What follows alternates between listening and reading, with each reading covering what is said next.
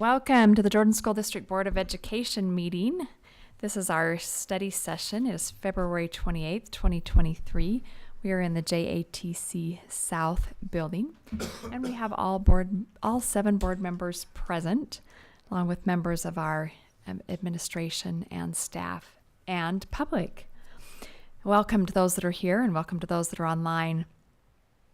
We are going to start out. Our first agenda item is a continued discussion on the fee schedule for 2023-24 school year. We've talked about this quite a bit in past meetings. And just to remind you of the process, we're required by law to have 2 public comment opportunities before we take our vote on it. And so our first public comment opportunity will be today in our general meeting, and then we'll have another one in 2 weeks at our next study session, and then we'll take the vote on this the end of February. And so I will just invite Mr. Sorensen, Mr. Curtis up if you have any new information for us, or if anybody has any questions about fees they would like to ask. Now is the opportunity to do that.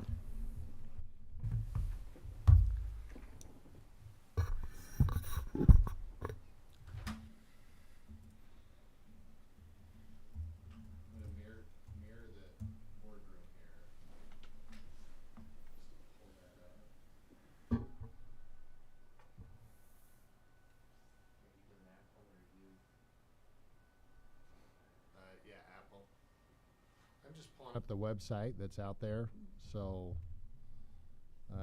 just to have it up here for if there are any questions or things you'd like to go through. I know Mr.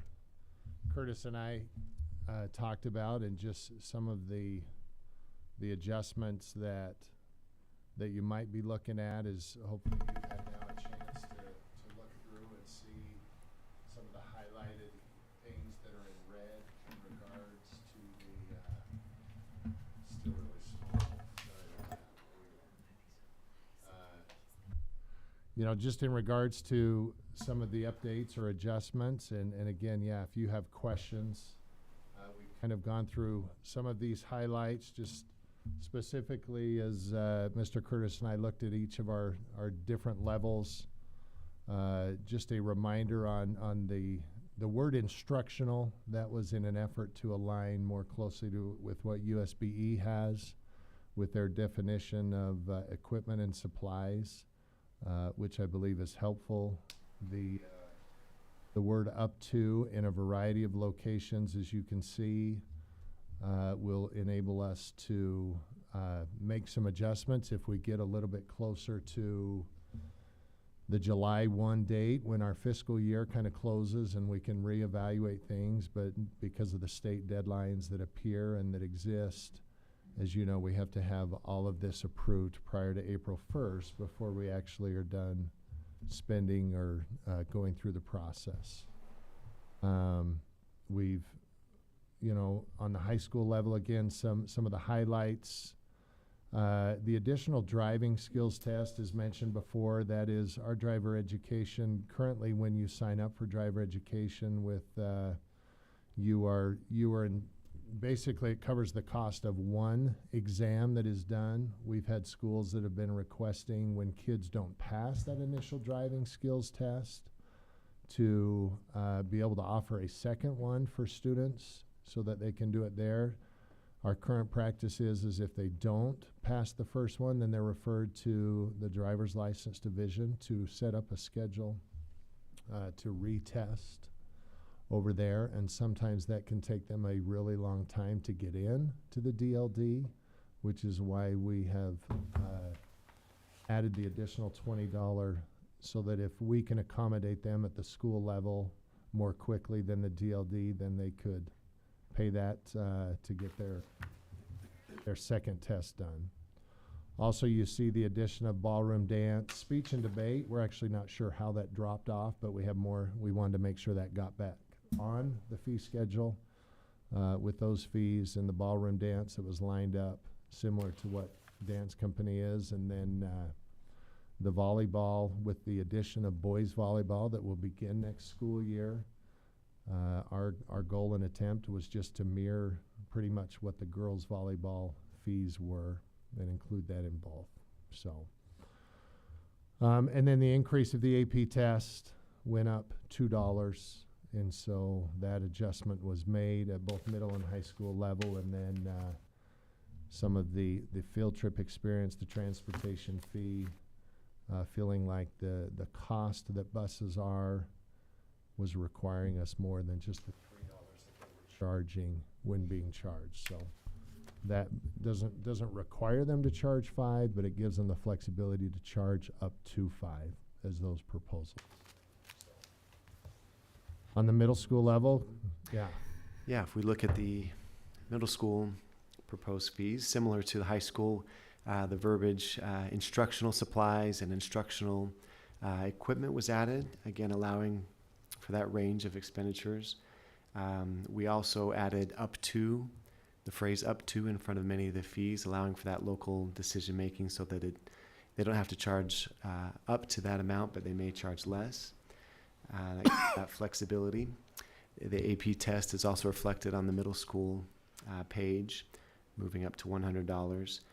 And then at the middle level, we took out the entry level elective class fee of $15 and just listed it as one class fee up to $20. And that again allows for flexibility on, those entry level ceramics classes and foods classes where the cost of supplies has increased.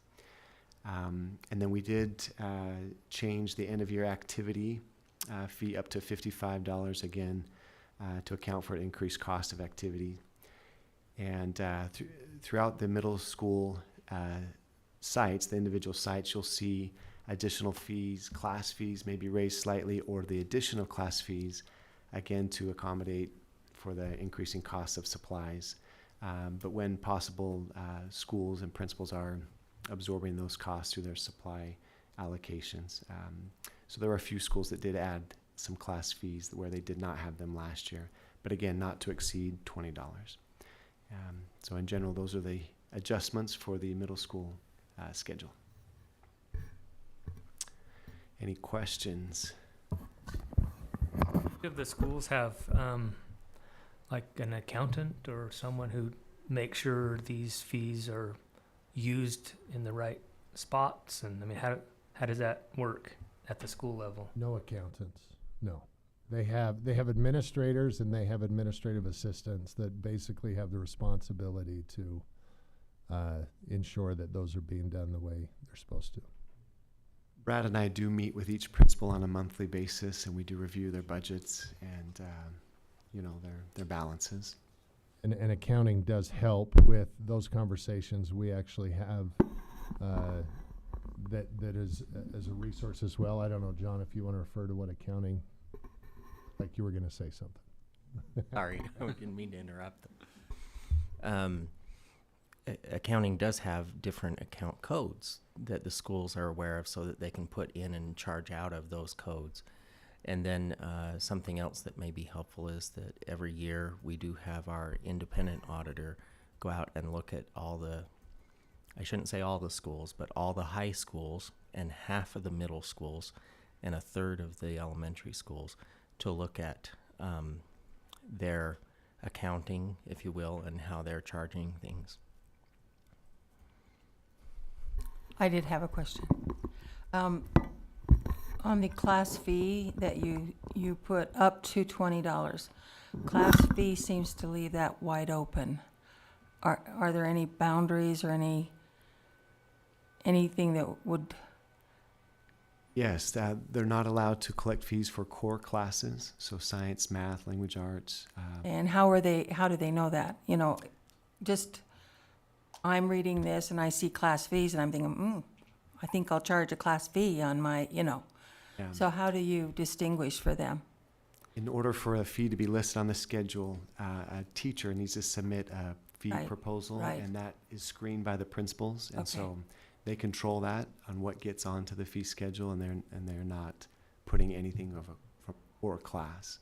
So these are electives, class fees. All right, so it's by submission to the principal. Yes, they have to screen all of those, and there's a spend plan for each of those on file.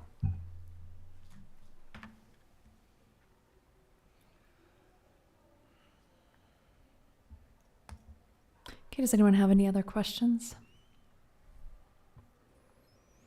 All right, so notice did go out to everybody Right. about fees, about the proposed fees, and about the hearing. Is there any other communication that will be going out? I don't think we have any scheduled. I'm looking at Sandy, but yeah, what we've done is just provided the dates that it'll be the public hearing in that initial one. So we're happy to communicate as much and often. If you feel like we need to do more, then we could do that as well. Okay, thank you. Thank you.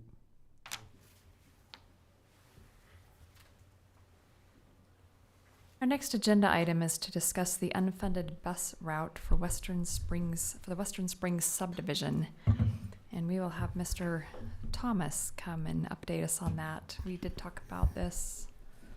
Well, we talk about this every year because we approved it a few years ago and it expires every year, and we discuss every year whether or not to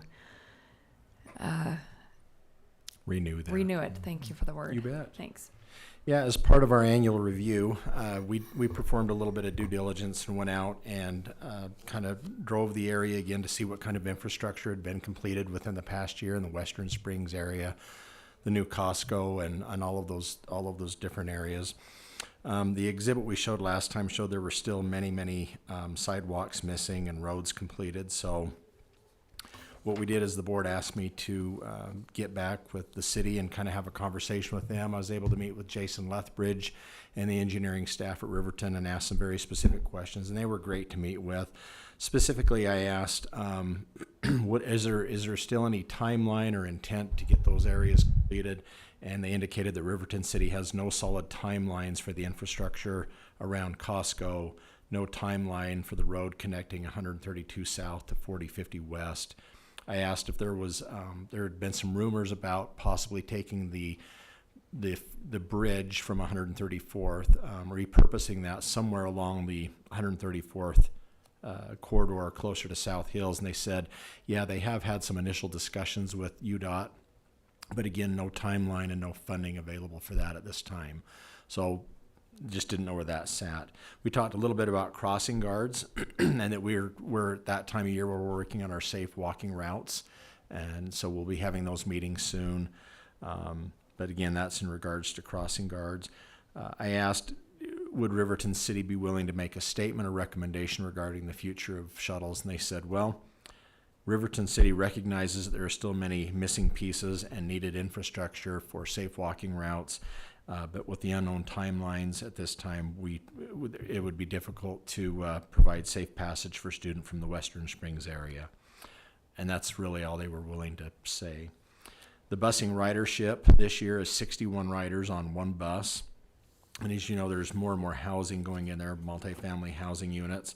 It's anticipated that next year there could be as many as 2 riders, which then require a second bus. Right now it's about $40,000. And that would bump it up. That would double the cost for next year. Say again, how many riders next year is Approximately 90, estimated 90 riders. Mm-hmm.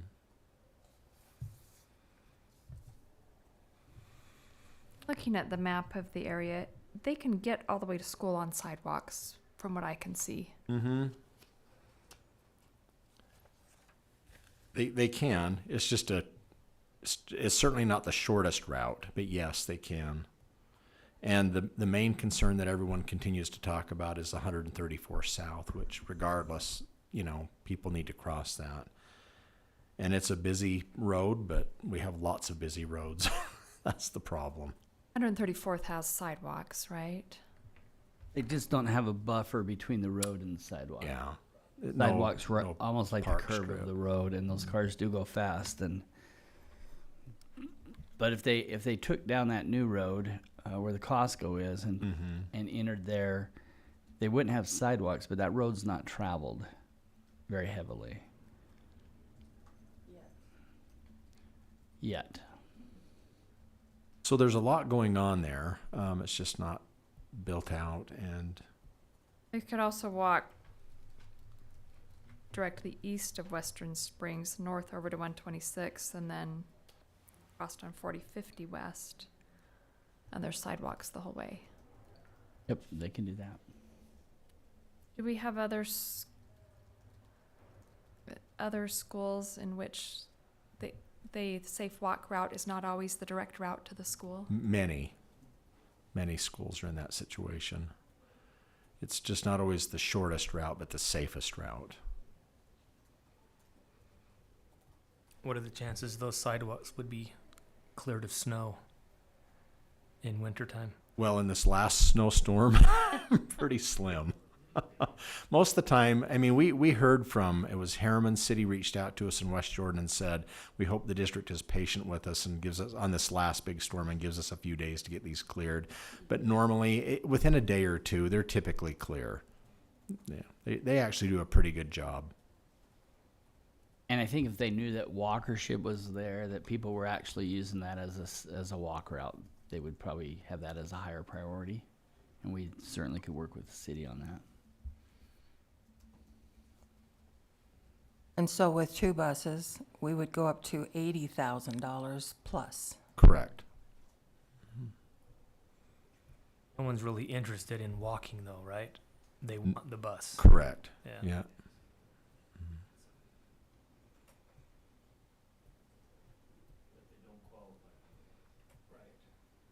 I drove by there today, and I mean, I certainly understand the concerns. I just don't see that this is different than so many other neighborhoods across our district. And I have a hard time saying, we'll bus you, but I can pick out 10 more neighborhoods just like it that we're not busing.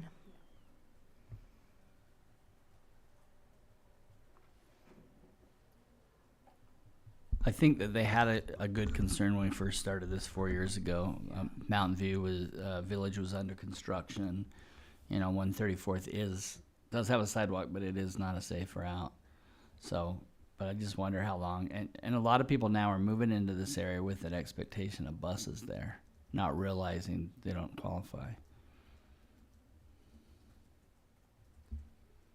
So the issue of a sidewalk right next to 134th, isn't that the wave of the future?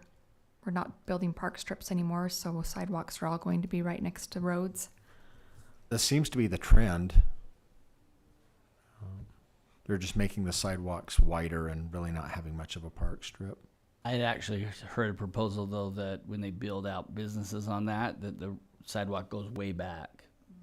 So they could have changed the plans, but from what I saw with Edge Homes and such, that sidewalk kicks way back in, similar to some of ours that you see in some of our main busy roads. The sidewalk is in a little bit further. That should be nice. Yeah. Yeah. Or if they could put a barrier up, would be great. Yeah.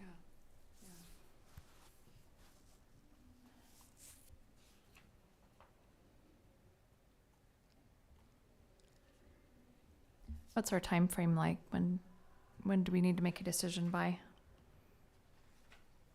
What are Really, the board has some flexibility there. I mean, there's really not a set time where we have to make a decision. It's not urgent right now.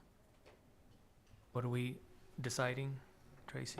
Whether or not to fund a Oh, bus? we need to decide whether or not to fund a bus. So 4 years ago, and if someone remembers the details better than me, chime in here, but 4 years ago, when this whole area was under construction, we as a board decided to fund a bus for 1 year to get those kids to school. And then we've renewed that twice. And at that time, there were no sidewalks whatsoever. So that was kind of the basis for our decision. There's been continued development, and now we're deciding whether or not to renew it for another year. At double the cost. And we are going to be looking at you for a recommendation, Mr. Barnett. Well, my initial impression is, I guess my first question is, who's responsible for the safe walk route? Is that the city? Yes, the cities are responsible for the safe walk routes, and we meet with them annually and produce. So our team, the school, and the cities meet engineers and go over the safe walk routes and talk about any concessions that need to be made, modifications, potential crossing guards, those kinds of things. So there is a pretty involved process that takes place each year for elementaries and middle schools. So if it was determined that a bridge needed to be built over 134th, or we needed to put 2 or 3 crossing guards, that would be the financial responsibility of Riverton City. Am I understanding correctly? Correct. It's time for Riverton City to step up, I think. Yeah. Now, one option you need to know is that Riverton could pay for the bus shuttle instead of hiring the crossing guards. Exactly, and so that's what I was thinking. If If they don't want to hire the crossing guards, they could fund the bill for the buses. buses, exactly. You could come back to this board and say, would the board fund one bus and have Riverton City fund the other? There are some options. I would like to see Riverton City get a little skin in the game, I guess. Sometimes that serves as a motivator to get things done, rather than say we don't have a timeline. We don't know what's going to happen here. You know, if they're paying $40,000, if they're paying half of it, or if they're paying all of it, it gives them some incentive to get the ball rolling, I guess. I wonder if the cost of us, what we've spent in buses in 4 years, would have paid for that sidewalk.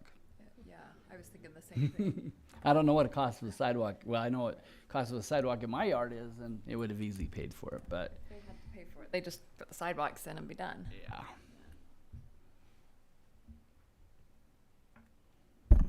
And I think of the shortage of bus drivers over the past 4 years that could have been driving for routes that fall within the criteria.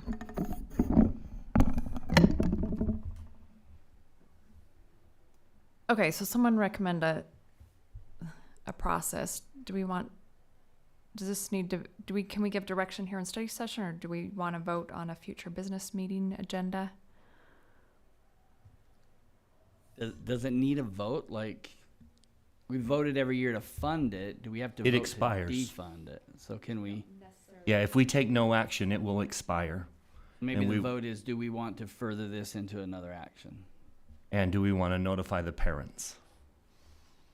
No notification would go out and the bus would expire if we take no action. Okay, so let me ask, who is in favor of renewing busing for another year? Raise your hand. Sits now. As it sits now. If Mr. Barnett wanted to go see if the city wanted to fund something, I might vote differently, but yeah, as it sits now, no. So as it sits now, it looks like nobody wants to keep going the way we're going. So then the other options are work out a compromise, or just don't take any action, and thus it expires and we notify parents that it's expired or that their bus has. That And in that notification, make sure they understand who's responsible for the safe walking route, the city. Okay, so give me another proposal then. Do we want to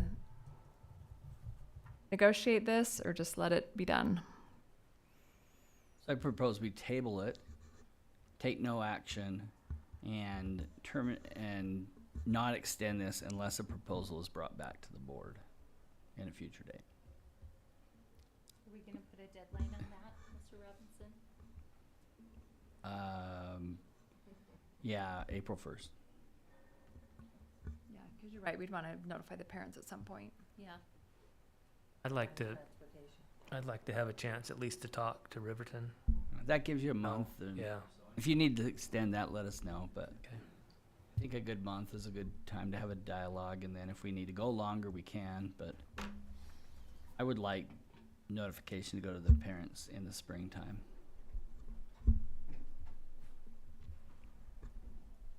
Okay, is that a motion? That's a motion. Is there a second? I'll second. Okay, so the motion is, it's the intention of the board to discontinue the busing, but we are going to table that until April 1st. And if no other proposals brought back to us then we'll discontinue the busing and notify the parents. And you won't see this on the agenda again. Right. So if we decide not to take any action, this one, we don't have to bring this back to take action.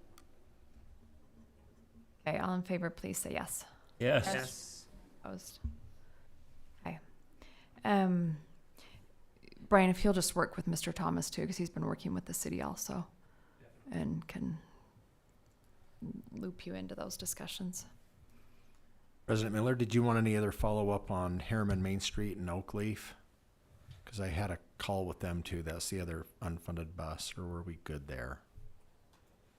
Yes, why don't you? Is while we're on the topic, so I was able to meet with Bryce Terry with Harriman City. He's their engineer, and he reconfirmed that the contractor, they are going to work on Harriman Main, and the contractor is obligated to provide a safe walk route during the entire time of construction that will be from this summer through December, and that they're responsible to provide that safe walk route. So basically they're saying we can eliminate that shuttle. So that is our intent, unless there's any other feelings or direction. Again, that's year by year, so we don't have to bring that back to defund the bus. So We just won't provide it this year. And I don't know who informs the parents on that, if that's the district that would inform the parents or the city. Oh, go ahead. I was just gonna say, I think that we should inform them. Now, just to be clear, the notification that went out last year said this is a 1-year thing. And so Correct. anyone who read that notification should know that it wasn't intended to continue. And if they haven't moved into the neighborhood between now and then. We can just remind them. Yeah, The we should notification. put a communication out. I think we should too. Well, and I just think the part of that they wouldn't know is the city has informed us that there'll be a safe walking path in place by August 1st. And I think that they need to know that the city has promised that to us. And I will work with the superintendent to see the best way to get that out to parents. Okay. Thank you.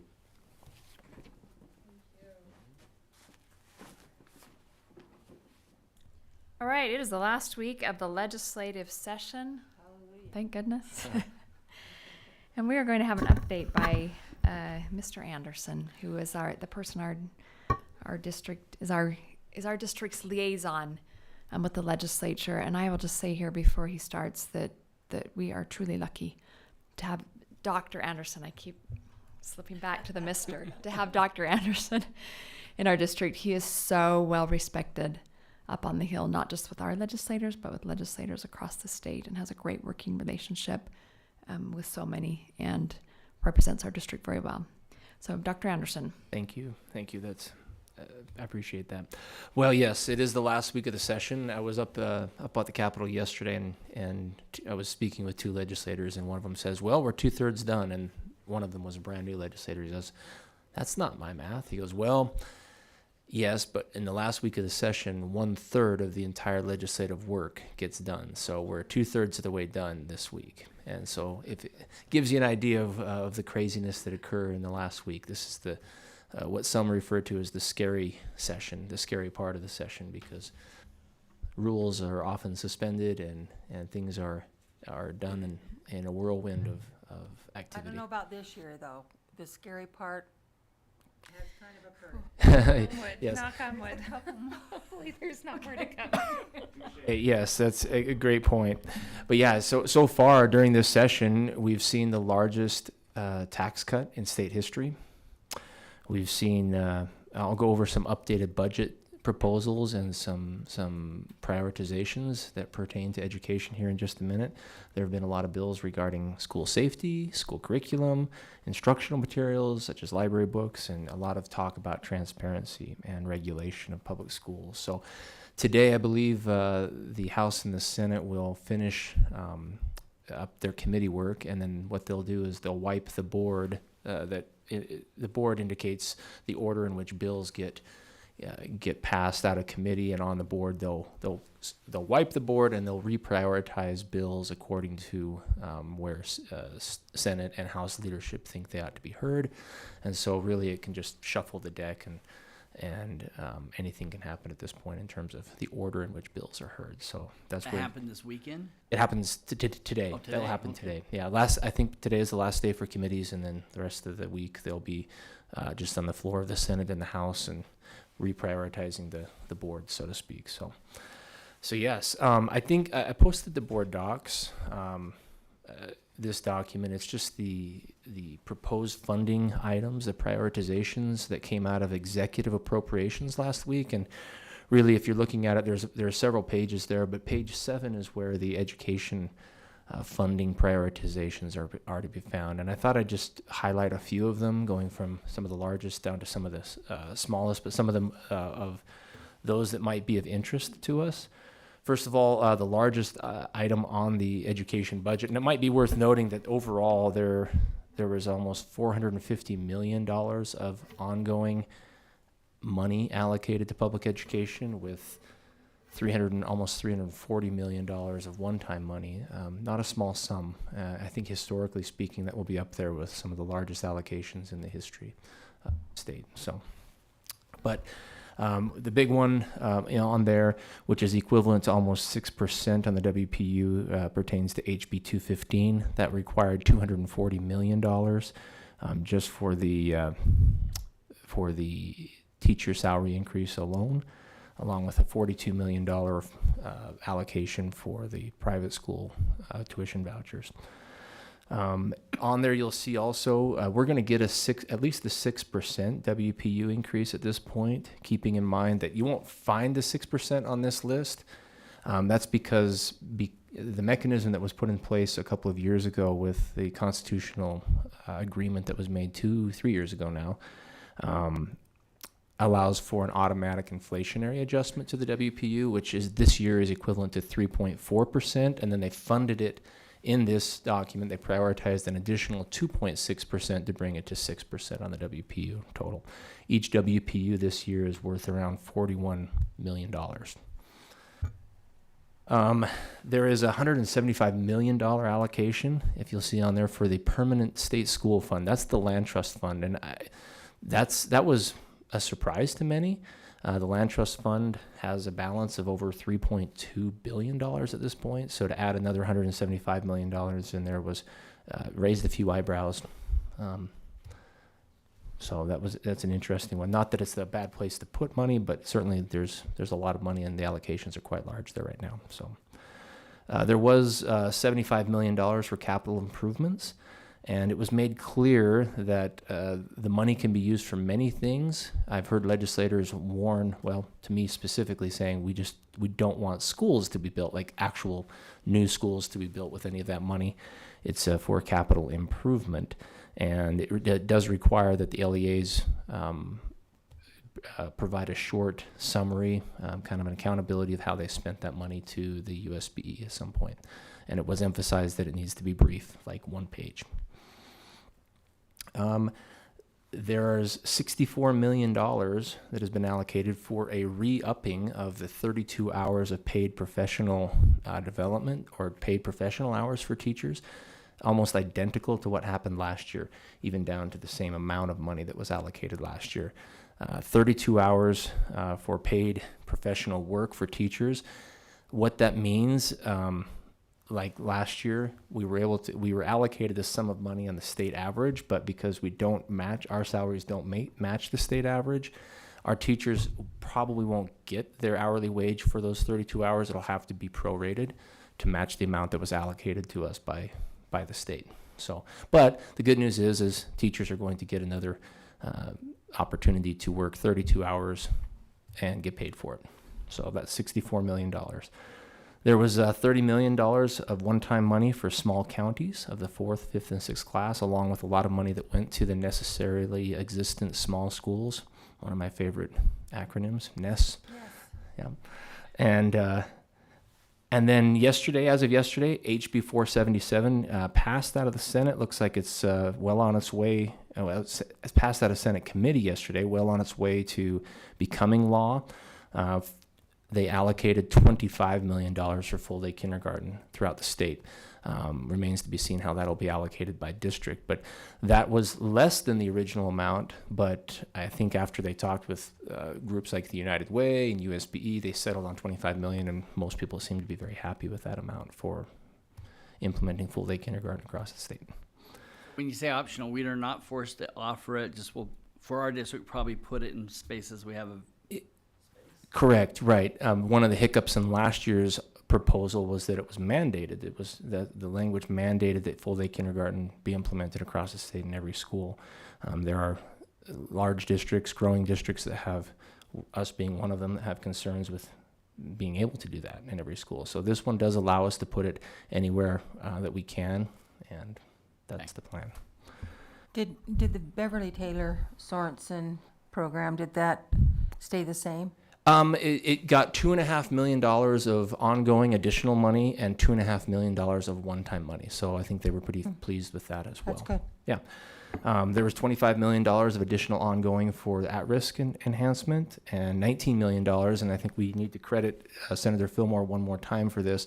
Even though the equalization, the equity pupil unit sunsetted this year, he was able to write a bill in where now there is still an ongoing funding mechanism for equalization across the state. That was allocated $19 million, which to me is one of the unheralded good things of this session that occurred. And miraculously enough, JLC supported it unanimously, which in years past, that was not an issue that they wanted to touch. So progress in that sense. What's the significance of the negative values? Or the ones in parentheses, I'm guessing, are negative, or Yeah, for the non-lapsing balance and I don't know if those were stripped of their money or if that was money that, John, do you know what that means when it has does that mean it's been stripped or taken away from that? That's my guess, because it's surely a negative, and so I'm assuming they're showing we're recovering some money that was allocated in this area. Originally prioritized. They came out with their original prioritizations, and I think that would represent the cuts that they took out of that. Finally, a couple of other just highlights. There was $15 million of ongoing money allocated for teen centers for our high schools. Very flexible money that basically schools can implement the centers for teens to help with it, primarily targeted at risk students, homeless students, but they can allow for services for teens. It can be used for capital purposes. It can be used for supplies, equipment. Very flexible in that allocation. That was another interesting development that we have yet to see the USBE guidelines for, but my understanding is that money is it's a lot of money, and it's pretty flexible in terms of how the schools can use it. So it could be used for like principal pantries and those kinds of things? It can't, yes, it can. Along those lines, that's what it's intended for. It can't supplant what we're already doing, but it can enhance and do other things. And again, it can be used for capital improvements, piping, bringing in Laundry washing. access. Yep, all of that, exactly. And then there's $3 million for DLI. It doesn't really pertain to us. It's a supplement for schools that can no longer use Confucius Institutes for their Chinese programs. So that's kind of the highlights. I mentioned earlier that there were some historic tax cuts. The income tax rate is being reduced from 4.85 to 4.65. That's a pretty significant cut. Food sales tax amendments are on the docket, as are child tax credits, which go against income tax credits for young families with children under the ages of 5. So that leads us, speaking of tax cuts, that leads to the tax question, which we wanted to discuss today, just an update on what we've been referring to as the constitutional earmark question and the update. Senate Joint Resolution 10, SJR 10, is the mechanism through which the question will be put to the ballot for fall of 2024 as to whether or not the citizens of the state want to alter the Constitution to allow for a broadening of the purposes of income tax. Are they still coupling that with the food tax. Yes, yeah, it's tied to that as kind of an incentive. Statutorily, it's not. It's coupled to that. It needs to be in tandem with that. So, although it is a different bill for the food tax, the food tax is HB 101, and this is SJR 10. Yep, it does. There's language in there that couples it with it. Yesterday, the Senate passed out SJR 10 as originally written. It undoes the constitutional language completely without any other provisions or assurances for public ed funding. That's just what was passed out of the Senate. It's intended, and what our understanding is that there's going to be language substituted in the House for SJR 10, and the intended substitution is going to require the legislature to establish and maintain a public education funding framework that provides for revenue growth to occur for inflation and enrollment, and it also, by constitutional provision, would require a budgetary stabilization account. That's the language they're using, which is a mechanism that would shore up education, some sort of more of an assurance. It's not a constitutional assurance, it's a statutory assurance, so it can be changed much easier than the Constitution can. So again, this language is on the docket now, but the question won't be posed to the voters until the fall of 2024. So, and then that's, when it comes to, of course, there's been a lot of talk out there about assurances because of the inflation factor and other things. And I just I think we wanted to have a discussion on that. I'm not sure at this point what, if any, influence we have. It's been going back and forth. JLC has held their position of no position on this language, but they have opposed SJR 10 as it's currently written, but have not taken a position on the proposed constitutional question language. Do you want to have a discussion on that, or do you want to? Yeah. What's the time? Like, what's the rush to get HJR 10 through this session when it can't go to the ballot for another year and a half? Yeah, my understanding is they want to have language in place so that they can put the issue to bed, because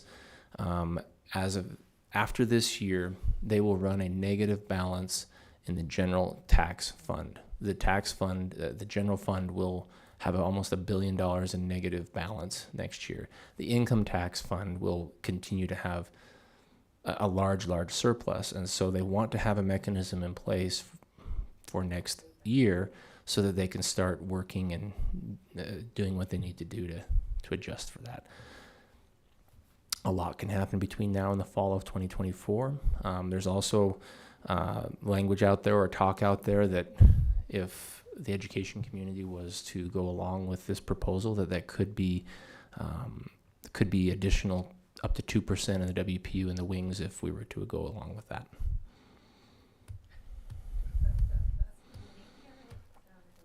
So Mike, can I ask?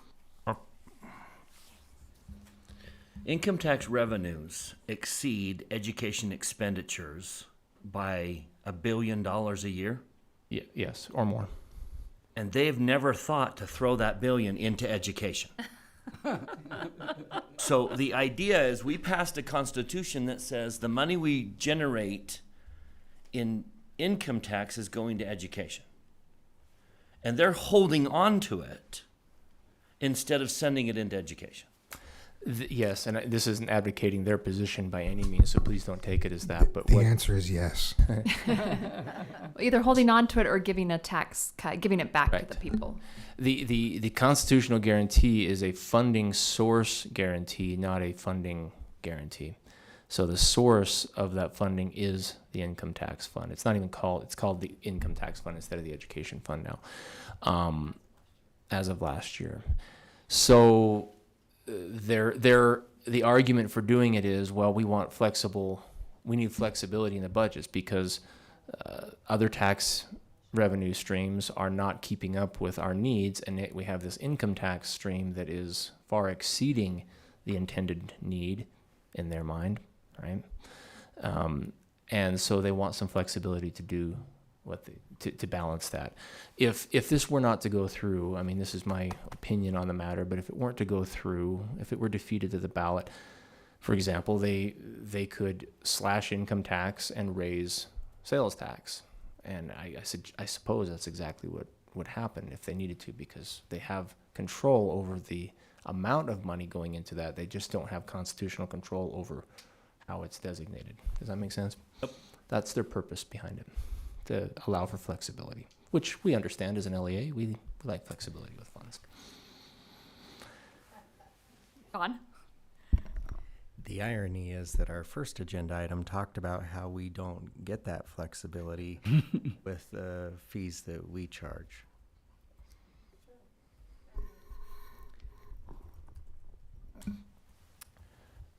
We had a good discussion about just in our efforts to keep up with inflationary measures.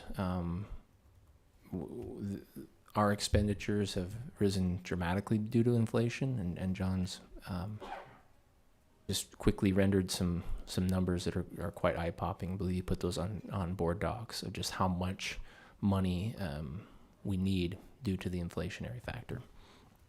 So yes, watch the next couple of days should be interesting on that regard. Speaking of inflation, so there's how do I say this? We get growth in inflation. So in that 6% WPU, there's growth in inflation that was about 3.4%. Yeah. I mean, inflation's been much larger than that. So how do they calculate their inflation? Yeah, to avoid the peaks and valleys of just spikes in inflation and then the low, they take a rolling average of, I believe it's five years, so that it kind of stabilizes or levels out, so that it avoids the ups and downs that may occur from one economic year to the next. That's what they take into account. So that moving forward, it actually, we'll see a pretty good inflationary adjustment over the next several years because of the high inflation, and that will skew the average over the 5 years. So in one of the meetings I was in, they talked about how legislators are looking to alter that 5-year average, because now that inflation is high, they want to remove that. Otherwise, they're going to be paying higher for 5 years. So they want to remove that average and try and reverse that. Of course they do. I have to fund education. So, there's been a lot of conversation about, is there an appetite for the legislator to even give an assurance that we won't be in last place? Like, make Utah 49th in funding, and it's just been a completely hard no. When we've asked about that, I think on the advice of their constitutional attorneys, they've been counseled not to add any of that type of language into the Constitution. But it feels like they're very comfortable where we are. Yep. That they sleep well.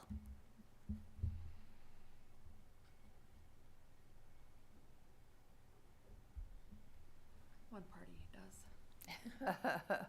Moving the earmark, though, is not going to change their mindset. So, as I thought about it more and more, I mean, they already feel comfortable that they're giving us the minimum amount of money and getting pretty good return. If the guarantee's gone, I don't know that they can fund us less. They're going to probably fund us at 50th or 49th. It's actually 51 because they do count the District of Columbia. Yeah. Just bring that. Depends on the metric you're looking at. Right? I think there's a couple out there that I think we've cripped in front of Idaho, We barely in one of them. Then they beat us back. They beat us back. There we go. It's always close. There we go. But we are giving good returns, and so I think no matter what, if they take that away, I do feel confident that money will be there. It just is not going to be where we want it to be. How will it be allocated? Right. And how it will be allocated. Yeah, and that's been one of the talking points throughout the session is, look, please give us the same flexibility that you're giving to private schools with this voucher, and we want the same thing you do in flexibility. So that would be nice. Inflationary increase on property tax would be nice. Right. Does this have to win on a majority, a simple majority, or a 2/3? Yeah, good question. In order for it to be on the ballot, it needs to pass by a 2/3 majority, which I don't see any problem with them getting at this point. And then the public, is it a simple majority on It the is. ballot? With, you're saying 2/3 as is written, not with any of these adjustments? The SJR 10, the language that's gonna be put out there needs to pass by a 2/3 majority. And that's the language, not the attachment that is on board docs, but the language that if I look up If you look up SJR 10, AR10, it's that's passed the what is Senate. 2/3. Yes. Yep, correct. And that's intended to be, it's likely, that's what we're hearing, that's our understanding, is that language will be, SJR 10 will be subbed for the language I described earlier, and then it will have to go back to the Senate for concurrence on that. So I feel like it will be subbed. I believe it will be subbed, yes. That's what I've heard is the plan. So they're wanting us, or our support probably isn't so much the bill passes and goes to the voters, but maybe the voters then will, if we oppose it to the voters, that could hurt it. correct, keeping in mind that it's going to be tied to a food tax question, right? Exactly. So voters will be saying, do we want to have less food tax? Yes. And do you also want to, fund, I mean, it'll be worded in a way that, are you funding education? Both go. Yeah. So yes, that's how it will be proposed on the ballot. Also, I think it's worth keeping in mind that there will be another constitutional question that directly impacts education funding, and that's raising the land trust allocation from a 4% limit cap to 5%. So that will be deemed, that will be an increase to school allocations as well. So that's a good thing for schools. It will be, it could confuse voters as to which one should I vote for, or if there's one that the education community is not in favor of, which one is it? And that's a tough thing to sell to the public sometimes as to which one is which, and there may be some confusion out there. That's just something to keep in mind. So who is the body that speaks in defense of education? Which group is going to step forward and educate the public to say, here's what you need to know about these proposed amendment changes? Or who is education's voice? You mean once it goes to the ballot? Yeah, let's suppose it goes to the ballot. Which body is going to step forward and say, we're going to educate? Is it just each school district educates their own populace? Or is there a body that says, we will educate the public, we will produce the documents, we will run the studies, we will seek the information that the public needs? Who's going to champion education in this? Well, there will be the organizations that we're used to seeing, such as PTA, UEA, State organizations. State organizations.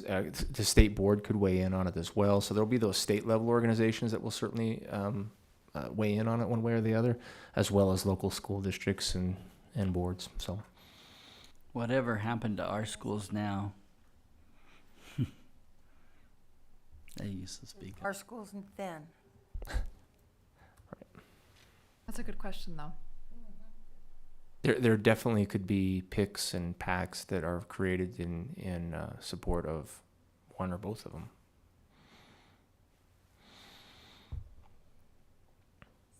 For those who weren't at JLC this week or didn't have a chance to watch, it was interesting to listen as Governor Cox came and spoke to us. One of the points that he really tried to nail in was that the earmark has never changed your allocation. It has never increased your funding. Never has the legislature said, oh, but what about the earmark? I think that is a lot of the argument that we're going to be hearing. The thing that makes me really uncomfortable is when I look at the statutory wording, I feel like I can see some specifics. I understand what they're saying.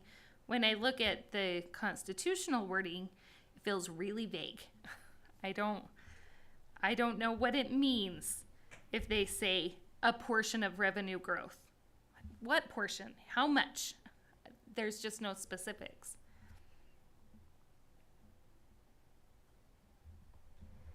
That's always been my concern too, because it says a portion of revenue growth for student changes in student enrollment and long-term inflation. I mean, if changes in student enrollment, if there's like 1,000 new students and we fund 2 of them, well, we've funded a change of 2. Exactly. So yeah, the wording feels vague to me. So you're saying a change of if this was the past, we might have more clearer definitions of what. I don't think we'll get any better than this. I think we'll be lucky if we get this.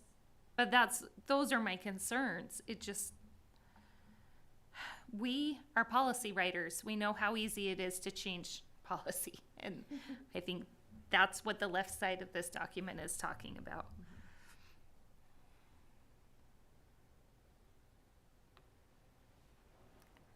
Like, I like that bullet. When Sorry. did the earmark become a constitutional amendment? It was in 1930.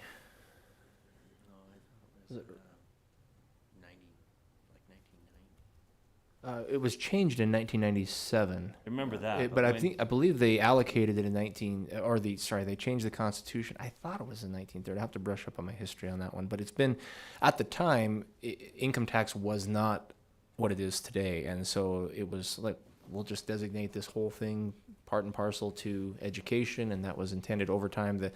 The tax revenues have gone down. We're not so much, we're not collecting things in sales tax like we used to, because we're less sales tax and more goods and more services and so forth. So there's been a structural imbalance in the tax structure.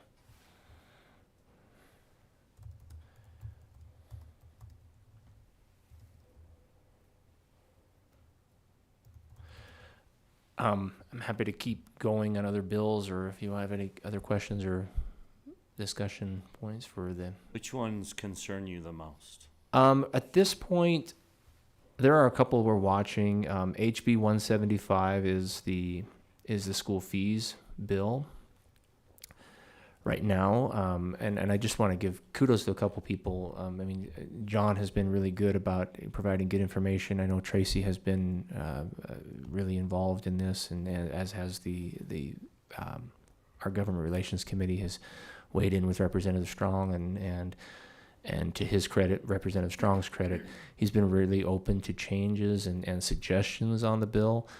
He's tight on some things, but he's willing to be negotiable on others. I don't think there's a question as to whether or not HB 175 is going to pass. I think it will. It is intended to have allocated $35 million in one-time funding. As you may have noticed that I didn't mention that in our budget prioritizations because it didn't make the priority cut. So it's highly doubtful at this point that would get funded.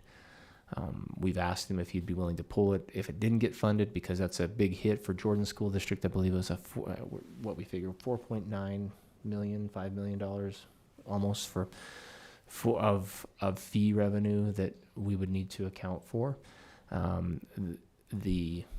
I guess the measure in the bill that makes it somewhat tolerable is that we get a 5-year runway to make and implement fee changes. And so 2028 is the intended target for fee deadlines. And of course that can be changed and amended along the way. But right now, as it's written, it's a 5-year runway to do away with all curricular fees. Extracurriculars are intended to still be charged and can be assessed. So I think that bill is going to pass. I'm not sure at this point. 175. HB 175. Yep. It's something that No funding. With no funding. Right. Again, it's $35 million is in the language, but it's not tied to like we were hoping for some sort of language that said if the $35 million doesn't get funded, then the bill doesn't go into effect. That's not the way it's written. So, do the widows and those on fixed incomes who come to our tax increases understand these little nuances, that by eliminating school fees, they're putting the burden on them? Rather than users who use the fees, they're putting the burden on taxpayers. And so I just don't understand where are the advocates for the public? Where's the Taxpayers Association stepping forward to say, hey, the more you eliminate school fees, the more you're going to spread that cost across everyone. Yeah. There seems to be a lack of a voice here. There are two competing conservative philosophies with this bill in my mind. One is that, a use fee or user fee is a good conservative tax principle. You pay for what you use. On the other hand, there's also the principle of broadening the base and lowering the rate.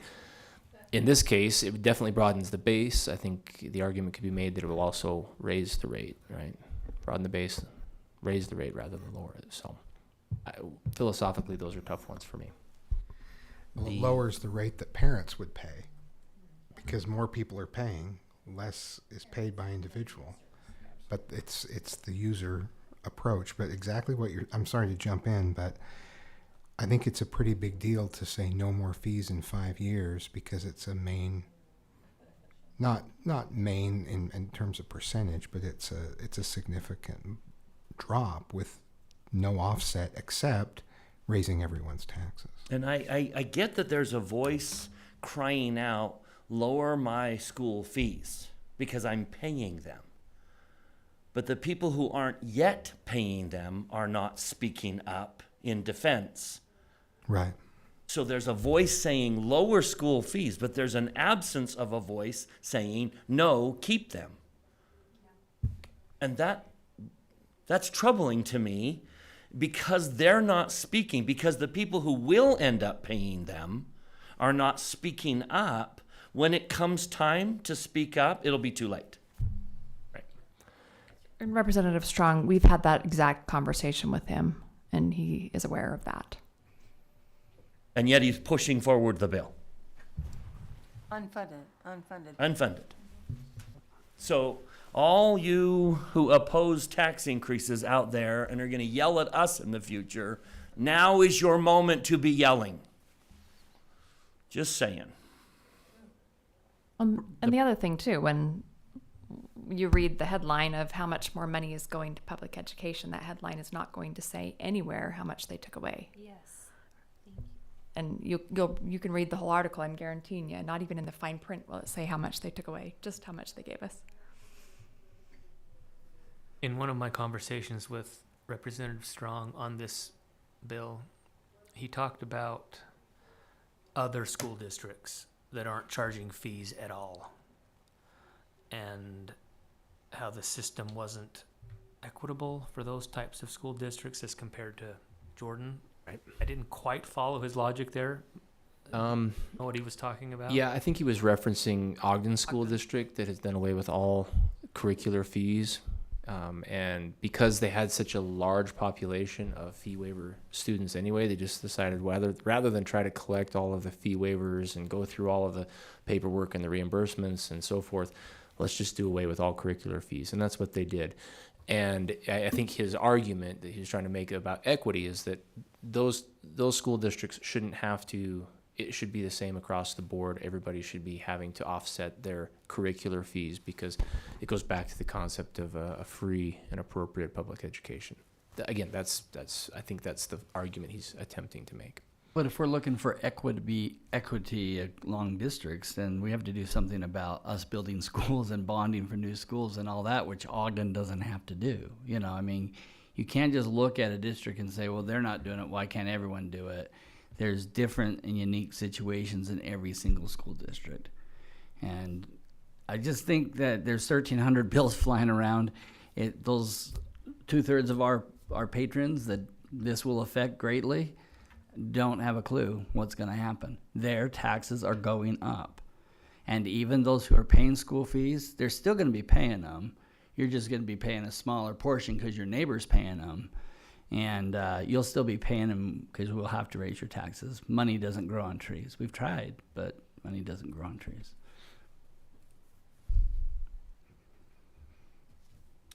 He's talking about high Title I. President Miller. Yes, John. I've been searching, but my understanding was the Utah Taxpayers Association did come out and say we favor school fees because it's the better tax policy. I've been searching, but I can't find it. That was their stance. I've been listening for a their long voice. Yeah, time. I've been listening for their voice and I don't hear it.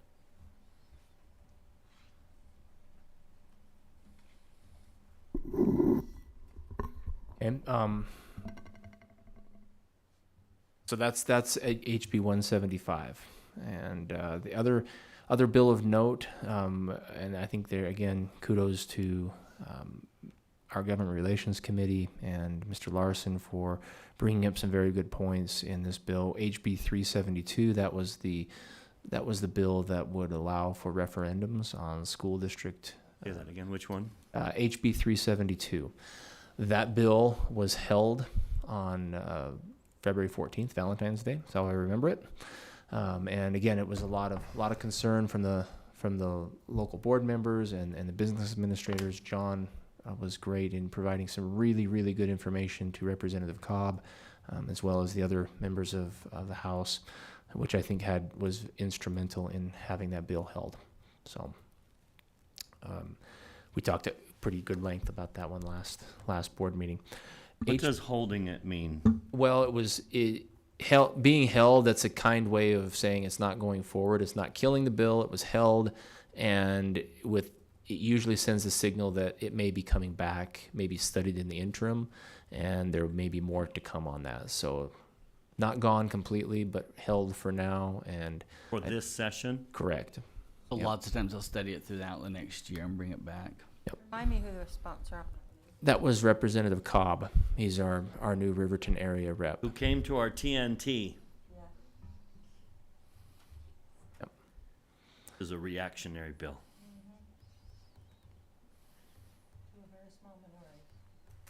Yep. I've had good discussions with him on this bill, though. He's very receptive to listening. I will say that he's been very good to listen, very good to work with. I've just appreciated his manner and his approach here, and a willingness to concede that there are some issues out there and some concerns. And so from that standpoint, not saying it's not coming back, not saying we're not going to have to be tackling this again, but for now, we'll take what we can. I don't Right. know that he understood exactly why we had to raise the tax, that there is no inflationary increase, that we are below the state minimum in what we were taxing, and those kind of ramifications. And so, Yeah. Other bills of note, Senate Bill 55, that is Senator Fillmore's curriculum transparency bill. It passed yesterday. It is all the way through. That is the bill that allows school boards who are choosing to adopt or approve instructional materials for classroom use across the entire district there's certain requirements to make sure that there's some transparency in the process in order to do that. Again, the board would have to approve a curriculum for the entire school district for that bill to be implemented, for the rules in that bill to be taken place. Is there an effective date on that? I'll have to look on that, but it's usually July 1 unless it stipulates otherwise. July 1. Is this something that we do as a district on a regular basis? That On occasion, it's occasion. Our reading curriculum, Yep. Yeah, exactly. even though it's not at all levels. If it's meant to go district wide into the schools of the district wide curriculum, even though it may be by grade level, the way the bill's written, it would require a board to open a transparent process, which is a couple of public meetings and comments to the bill, which this board, I may add, does anyway. So, and we have to, the other thing is just to make sure in policy we have that in place so that when we adopt district-wide curriculum, our policy has to reflect that. So we'll have to review our policy to make sure that it's in line with that law. The other one to watch in terms of sensitive materials, Bryce, you asked the question earlier, HB 138, there's now a 6th sub on that. That's sensitive materials. It's sponsored by Representative Ballard and Senator Fillmore. It's one that I want to make sure we watch because, let me roll down here.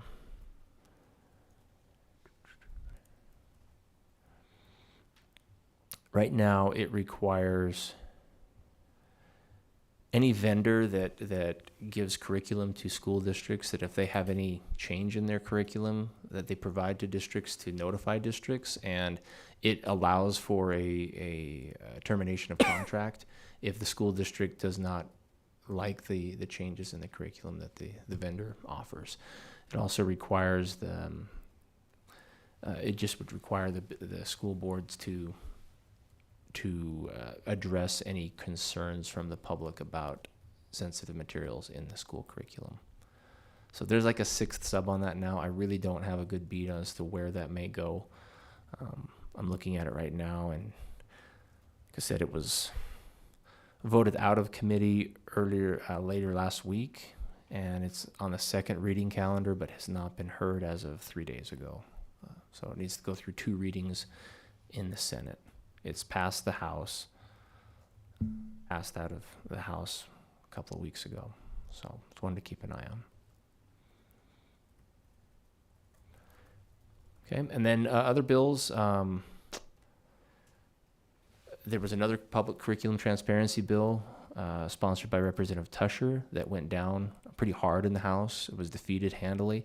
I think people saw SB 55, which is Fillmore's bill on transparency, as being the bill they wanted, and didn't want to confuse the issue with Representative Tusher's bill. So the other one to just watch and keep an eye on is Representative Ivory's HB 464. HB 464 is his school materials amendments bill that would establish a more prescriptive process for how to deal with sensitive materials. It would allow anybody in the state to challenge any book in any school district, in any library. And if that book were to be challenged, it would require an immediate removal of the book from that shelf. And then if the local board deemed that it did violate the sensitive materials law, then it would be removed from every single, and the USB has to uphold that, then it would be removed from every single shelf in the state. If the local board deems that it does not violate line 1227 of the sensitive materials law, then the school board would have to vote on it and explain why they chose to retain that book. So you just basically have to explain and justify why that was not sensitive material, which would require in a lot of boards to do a pretty thorough look at the book. But if the law passes, we're going to get sued. Yeah, because it will be in opposition to federal law. So now we'll have 2 conflicting laws, correct? Our belief is, and if you listen to testimony in the committee, the ACLU of Utah basically said that's a violation of due process, and I think it's very likely to be challenged. So we've asked for indemnification to this point. Representative Ivory has not seen that need to add that in there. We've asked for basically the same indemnification that we received last year with House Bill 11, which is the transgender sports bill. We were sued just immediately after the passage of that bill. So we would like that. And now our taxpayers will pay the bill, not spread across the state. Why does he seem intent on dying on this hill? I don't understand. Of all the hills to die on, I don't understand why he seems so intent on dying on this hill. The 464 also includes making a rating system for all of the Yes. books in public schools. Yeah, that would be. Thank you, Ms. Dean. That's another important component of this bill. The state board would have to implement a rating system, and there's all sorts of questions in my mind about that. Who creates the rating system? Is it a private vendor? Is it an interest group? Is it, how do you rate books? How do you give them ratings so that everybody is in agreement as to how that rating system works? I think there's potential complications there. It needs to be contingent on all the school boards that have to read all of these books. being paid a full-time salary, Yes. because I'm already donating a lion's share of my time. Mr. Anderson, will you tell us again where that one stands Yeah, currently? yeah, let me just look it up, Carol. I just had it up a little while ago, but at this point, it doesn't. Oops. It passed out of the Education Committee 7-6. It was a very robust discussion and a very close vote. And I thought it was going to go down, but at the last minute, it was saved by a single vote and passed out 7-6. It's on the reading calendar in the House, but that's as far as it's received. I don't, if I'm betting, I don't think it has a lot of momentum at this point. The thing to watch is, to me, is House Bill 138, because that is the sensitive materials bill that has the most momentum. Sorry, and this is I know this is pretty big discussion, but a couple of other things of note. House Bill 308 removes school grading. That's done, and so that's a long awaited for. It's done, meaning it's been passed, and school grading will be done away with. There's another bill on. Does that Just mean to exactly- clarify, that's grading of the school at the state level. That's Your students will still get grades. Is that the ABC? Doing the grading, it's the school being graded. Yes, thank you for that clarification. Sometimes I get so caught up in people being able to read my mind. That's correct. So And Scott, it's I not grading the understand. property. We still grade property. as well. If I understand it, it just takes away the letter grade, right? Not the report, not the. Right. it will create a dashboard, but it takes away the letter grade that the schools receive, which is And what is that grade used for, or Positive. what has it been used for? To shock Better than a parents. shot in the knee. yeah, it's supposed to be a measurement, but it is so subject to kids that opted out of standardized tests and so many other subjective areas that it was not an accurate portrayal of what a school's ability to educate children. So it was very much a controversial issue from the beginning. But it didn't affect any funding or any. No, but it did require that schools in a certain category be placed on improvement plans, and there was funding allocated to help the schools out with that. It became a burden to schools to have to go through a lot of that process. That will all go away now.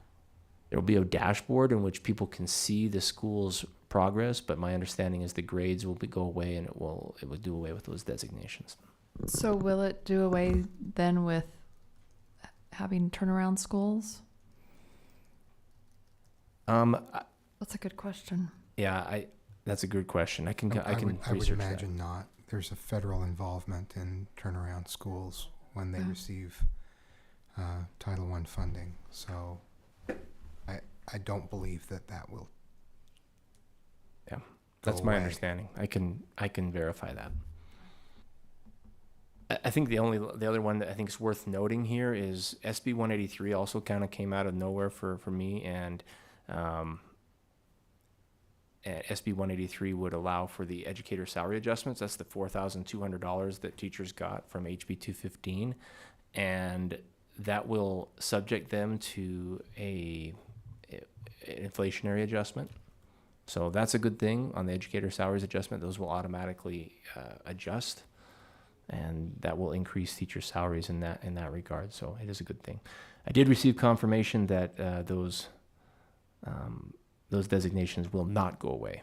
School grades go away, the scarlet letters will go away, but the designations, because of what Dr. Godfrey indicated, will remain.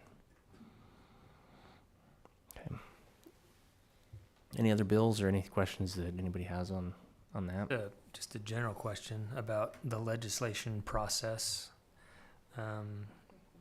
Is it like a feather in your cap kind of a thing when you pass a bill, that when you're the sponsor? And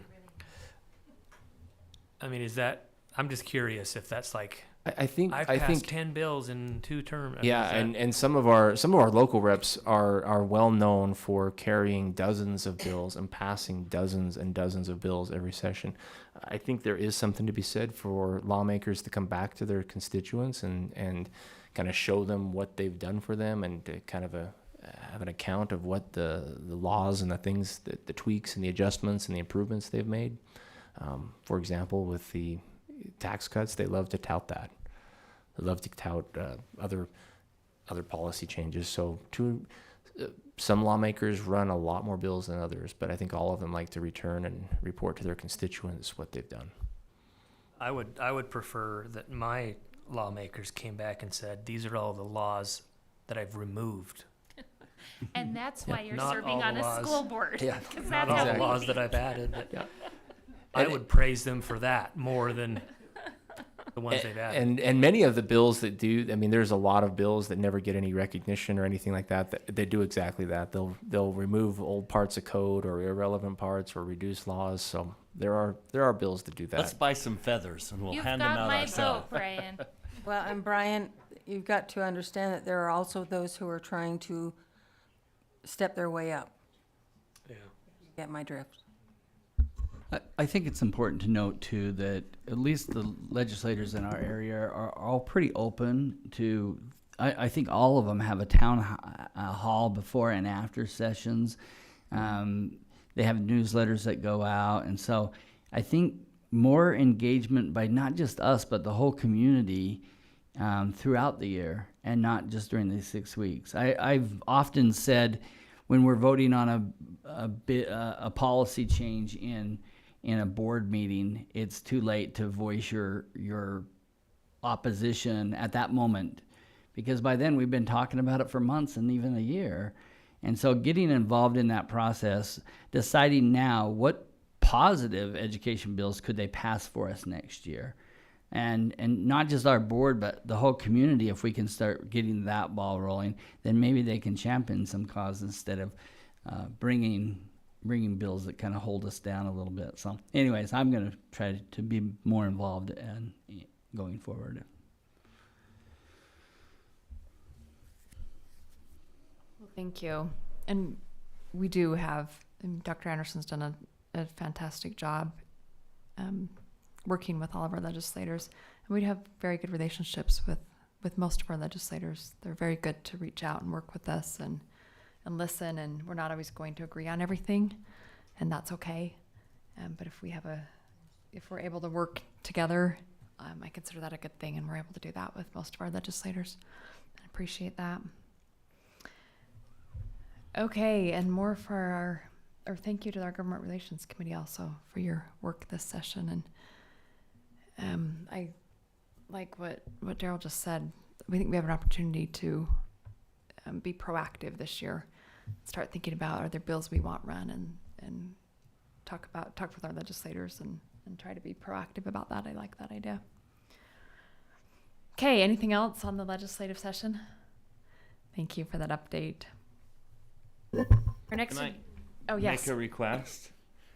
And we're not going to meet for a while.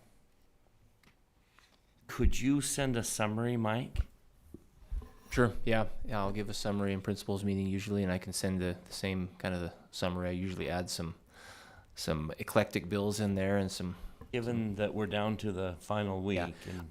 And On that note, I believe that if and when that constitutional language is subbed in the House, I believe I think JLC, the intention is to hold an emergency meeting to take a position on it. So don't be surprised if we get a notice for that, depending on when that happens. When you say we get a notice, who will get that? JLC will give the notice through their regular modes of communication. So I will let you know. Yes. yes, be happy to do that. We have our regional meeting next week too. Maybe they'll announce something then with USBA. I don't know. Yes, at that regional meeting, USBA will do a summary of the legislative session. March 8th. 6 o'clock. At the Sandy office, right? Sandy USBA office. I do not have that on my calendar. You s- Did you That just receive came in it? the mail like a day or two ago. We haven't checked yet. Yeah. Okay, our next agenda item is board priorities. So we had our first discussion last week. Wow, I really moving along quick here.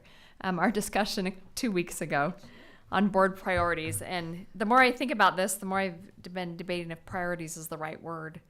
In the past, we called it challenges to solve. And that really is more what this is. It's by priorities, we mean what we're going to focus our time on right now. But we have a lot of very important priorities. And just because we're not going to focus some time in board meeting on it doesn't mean it's a priority. So just wanted to make that clear. And then also I wanted to circle back a little bit to last year. I reviewed what those priorities or challenges were last year, and Bryce had the screenshot of the board that he was able to send me, which was really helpful. And so just to recap last year, in order to kind of set up what we're doing this year, our top priority last year was how can we take things off of teachers' plates? We were hearing from teachers that they were overwhelmed. And our top priority was how can we take things off of teachers' plates? Our second one was how to solve staffing shortages. And our third was how we as a board can make the best use of our resources. And in the end, we decided that was, at least the first two were the superintendent's responsibility. And so we tasked him with bringing back a plan, and which he did, brought back the plan to us of how to solve staff shortages by helping our teachers, by taking things off of teachers' plates. And then we as a board prioritized that plan when we went through our budget process. And part of our tax increase was towards that plan, and then we've been implementing that this year. So that's just a circle back of what it looked like last year with our number one priority. There were a lot of things on that list that we didn't get to because the first couple were really huge ones. And that's our intent this year too, is that we want to determine, okay, what are our kind of the top ones that we as a board all agree on that we can work on. And if we have the time and the bandwidth, we can work all the way down the list, but I'm sure that's not going to happen. So our goal today is to prioritize what are those top items that we want to start working on right away. And then we will start, getting those on the agenda and coming up with a plan for that. So attached to board docs, first of all, is the list of what we came up with. I tried to kind of lump things together and maybe put, some of the things that were on the board subcategories that I thought fit under major categories, and I may or may not have hit the mark on that. So if you want to look that over and like ask any questions or any clarifications, or if there's something that should have been a main category instead of a subcategory, we can make those changes. I have one recommendation on that. The building plan and bond plan and the West Jordan feeder system, I think, are codependent. That's what I did on my priorities. I Yeah. combined them. I think they're very different, but they're the same.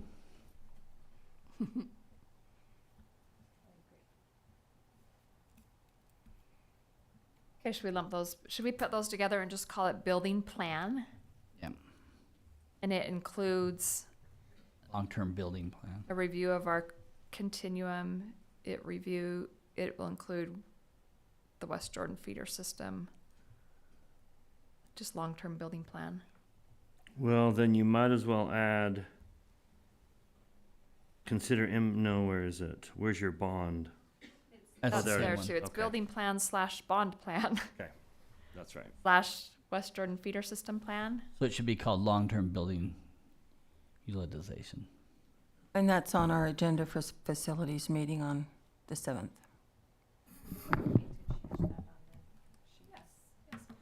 Isn't it? Okay, so we'll make that one category, and then everything else under that will be the subcategories under it. Okay, anything else?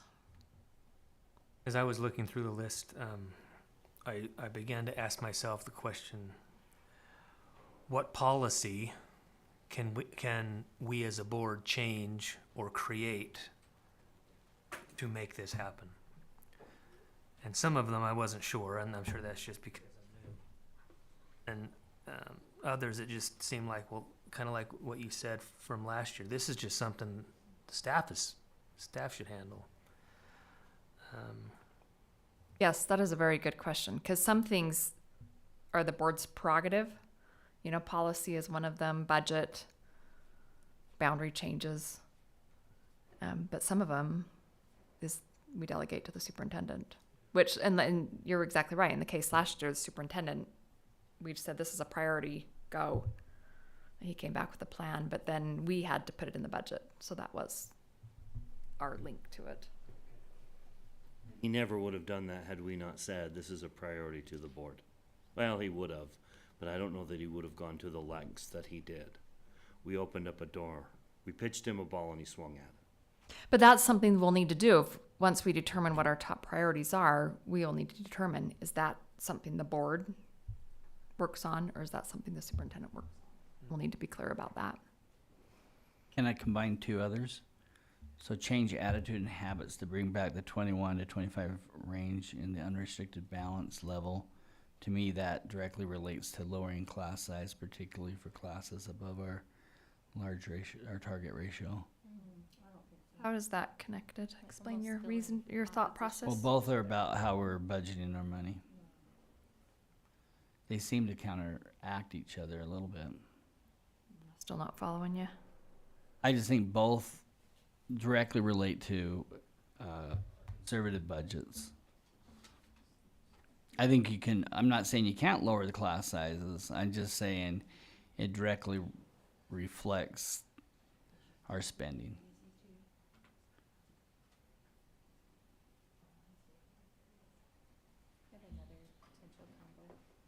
Anyone else want that combined?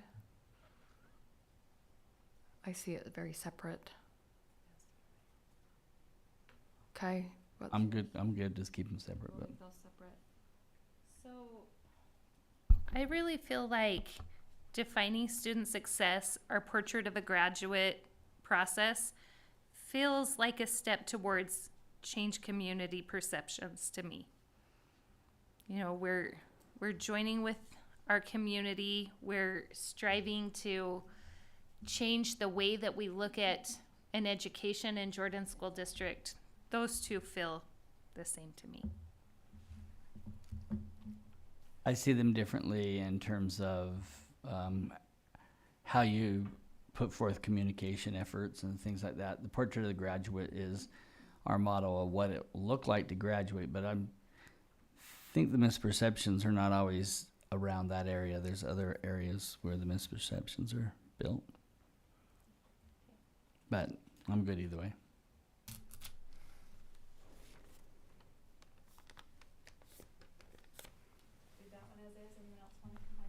I'm not dying on that hill. That's why I didn't vote for that one.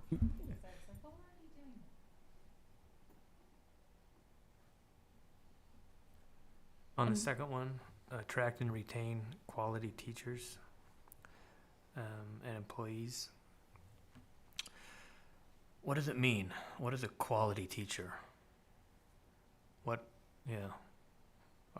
Do we have a list of things, and if you meet these things, you're a quality, and if you don't, you're not? I mean, how do we define a quality teacher?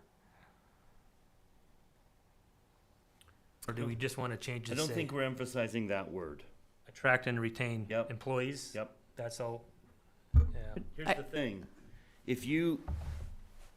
How many college graduates are becoming teachers? How many skilled, very talented 4.0 scholarship receiving students are becoming teachers? Because How do you know that, Bryce? I teach them. I spend my life with them. I have asked for 6 years. How many of you are going to be teachers? Given now granted, I only have a small sample size, And you don't teach at Utah State. and I don't teach everywhere.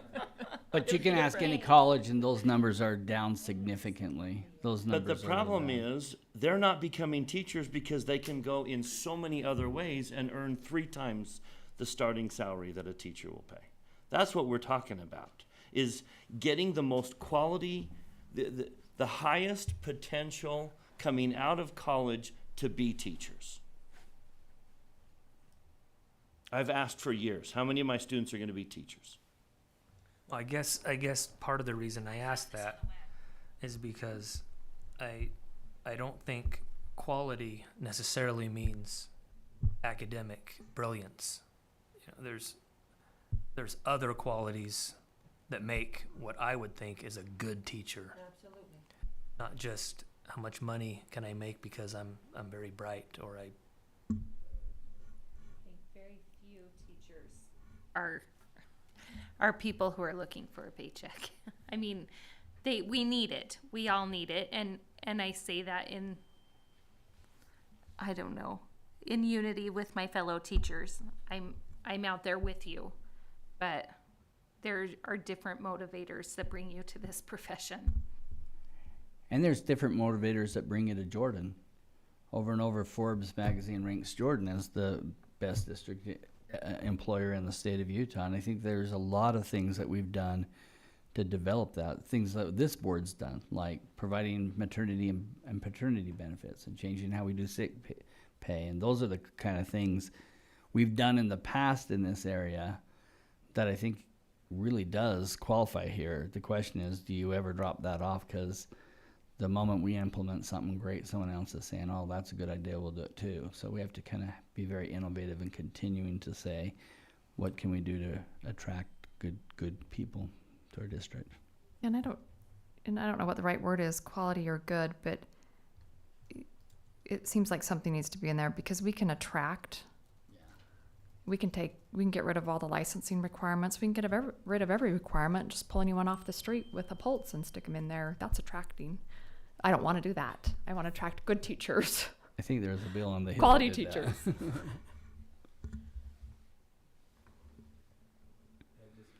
before we moved ahead on something like that, and before we tried to put a plan together on how to do that, it would be worthwhile, at least for me, to understand, well, who are we trying to get?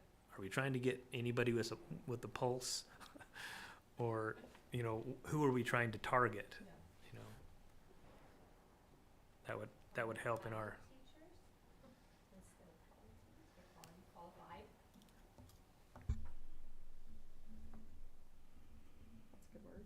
Excellent teachers and employees.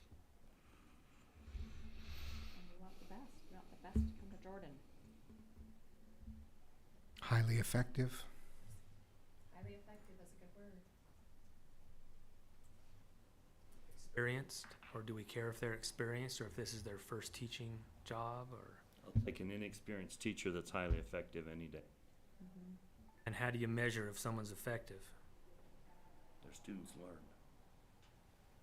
There's barometers for that, though, as our educators or our principals work with them and they observe them, and you know, they have things in their policies that help define how well they're doing.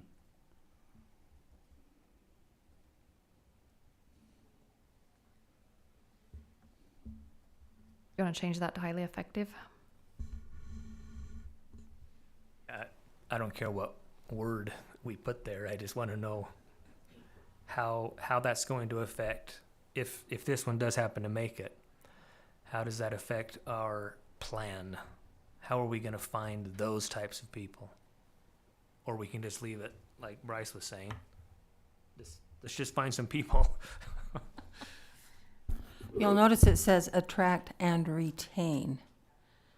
I think, and this is personal, but I really feel like we need to do something for our veteran teachers who are in there and training the new ones that we've attracted. So there's a lot of things that we can be doing under the guise of this whole thing, retaining and attracting. But I think we need to do more along the lines of our veteran teachers. That's my opinion. Okay, it sounds to me like this could be, if this is one of our priorities, a future discussion as to what type of teachers and employees we're trying to attract and retain so that we know how to focus it. Okay, so leave it as is right now? Or do you want to change the wording right now? I'm fine with it. I just, Okay. just as a point of discussion later, I guess. I think it's like a lot of things, you know it when you see it. You know what quality is. Okay, any other tweaks to the list? So it just dawned on me that it's possible the first two could be combined I debated that too, with actually. the ESP shortages and support, and then attract and retain teachers and employees because they would be considered employees, right? So I think they should be separate because they are distinctly different. We have helped teachers. We haven't done as much with ESPs. And I think we need more attention with ESPs. Do we want to make it separate, one bullet for ESPs and one for teachers, or licensed, I should say? Isn't that kind of what it is? Kind of. I think it's too big to combine them. I think they're both very large on their own.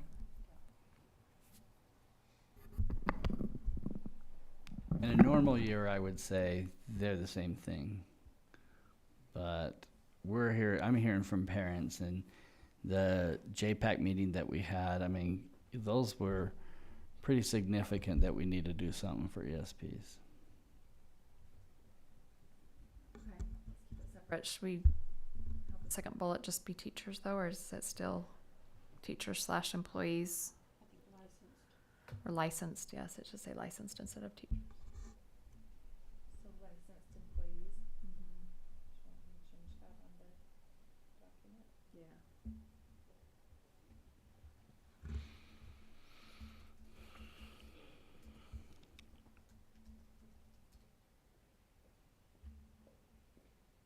Okay, anything else? Okay, on the Google Sheet I sent out, okay, I was debating because at first I said rank it 1, 2, 3, 4, 5. But I'm debating because we need, like, if 2 people or 3 people put 5s, that's going to drive the score up to 15. But if the other 4 board members had that as a 0, then that becomes our top priority, but we don't have a majority of the board supporting it. And so, change it to just an X. Pick your top 5 and put an X there. And I changed the formula already for it. And let's see how that turns out.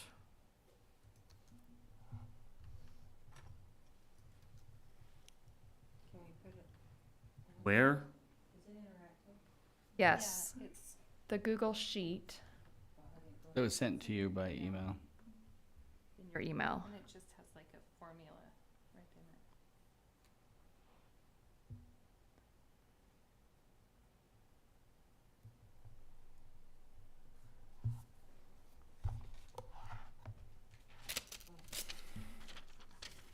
And that's the document I've been updating with this conversation. And it just Dawned on me that it's not on board docs. can't be because it's a I will share it. It's not interactive on board docs, but it's there. You can still share the link. Right. you could share a link. I just wanted to get the vote totals this way.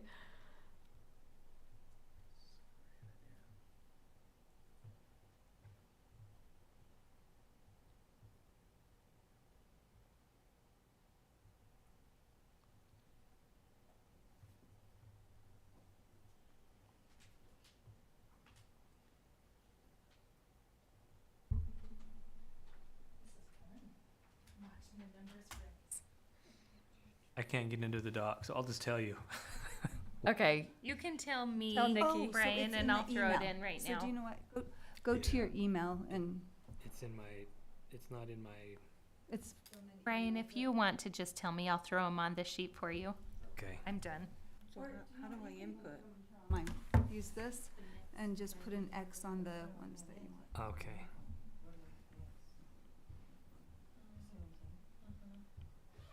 How do you do it here? And then put X. Oh, you just have to type it in. Okay.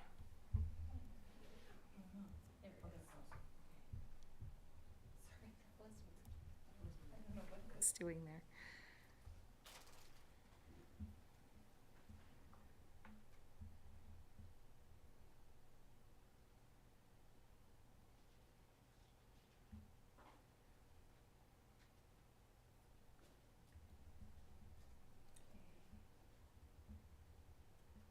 then we still have those two separated, the plan and the building. on But mine. not on this. The Google sheet should have them combined. Sorry, it's 'cause your screen's little. While you're doing that, I'll make a public announcement that my 10th grandchild was just born. 8.2 pounds, 19.5 inches. It's a girl. I call her Little Miss 10. I decided to name all the kids based upon the number they are. So she's number 10. Hannah. Congratulations to the Robinson family. It's awesome. Since she's born during a school board meeting, she's destined to someday serve on a school board. Not streaming it in the delivery room. We're good. We hope not. I hope my voice was not the first voice she heard.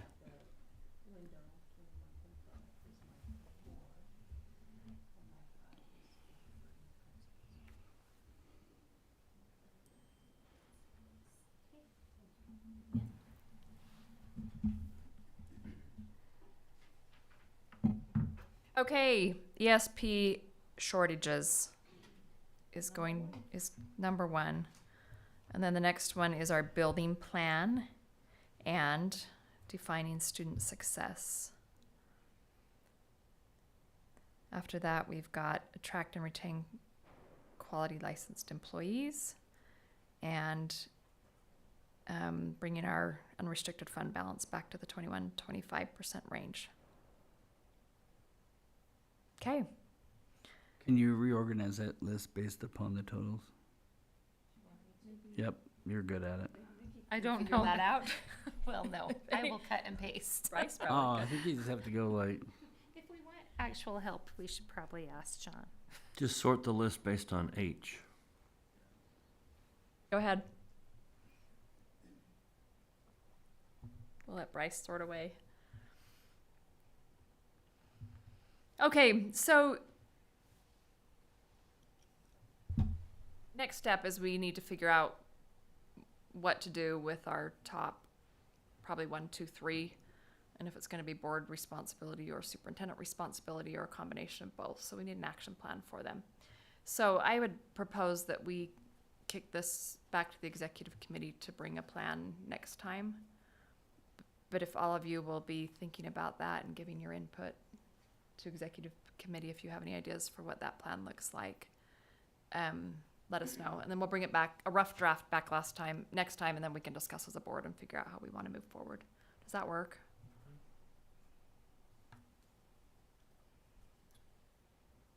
Okay. Thank you for the positive affirmation, Brian. Everyone else is quiet, so I'm assuming you're okay with it. he voted for all of us.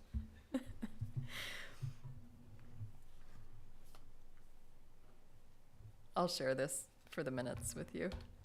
Okay, our next agenda item is going to be continued discussion on ENS Policy E404, safety and security. And we will turn the time to Ms. George for that. All right, so on board docs, you can see a draft version of the conversation that we had at our last meeting. I included the bullets that we talked about: a timely communication to families, coordinated with police if an emergency should occur, and parents will receive a yearly communication containing safety procedures and protocol. In looking over the rest of our ENS policies and in the interest of just keeping a fluent practice, I did not add any links. We have links in our other policies, but not in our ENS policies. So that's the way the draft reads now, and I would love your feedback. What do you mean you didn't add any links? So you, Mr. Barnett, you had mentioned that maybe it would be helpful when we talked about the code of conduct that we could link that directly to policy that specifies code of conduct. I looked at those. I really considered it, but that it just didn't seem like it fits in an ENS policy to me. And so it's not there today, but I'm open to the input of the board there.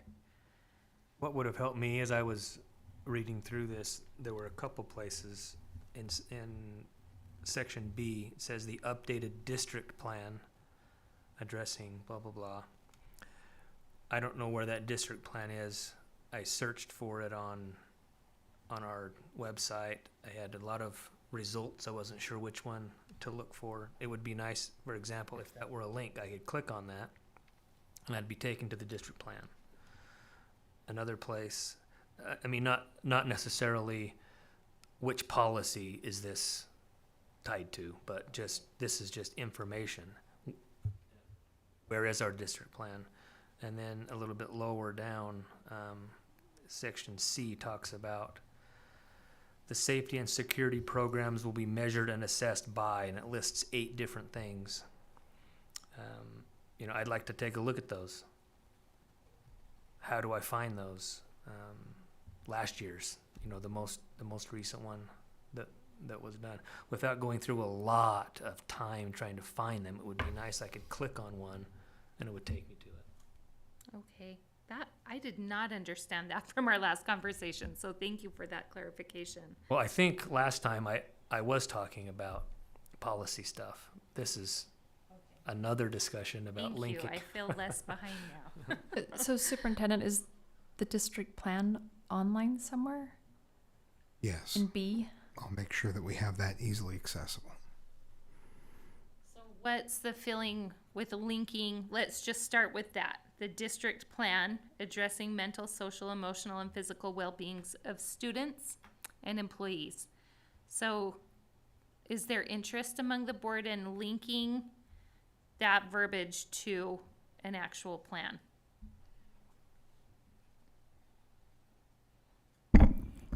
I would like it.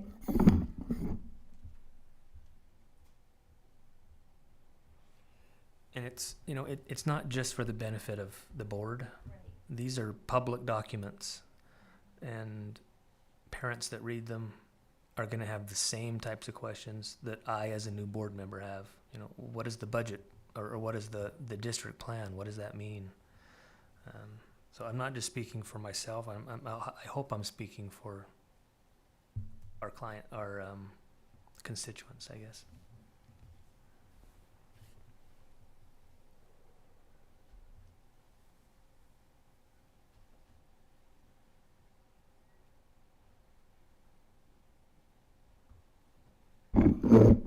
I think it would be very helpful, because when I have looked through things like this as a parent before I was on the board, it does take time and effort sometimes to find exactly what is referenced. And so I too think a link would be helpful for this specifically, the updated district plan.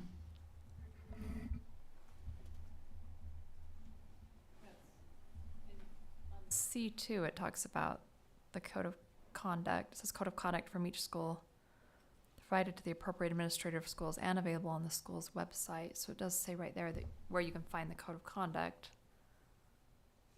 on each school's website. That one would But- be a lot more difficult Yeah, to 'cause link that would be because 58 there's a links. whole bunch of them. Right. Yeah. But the district plan,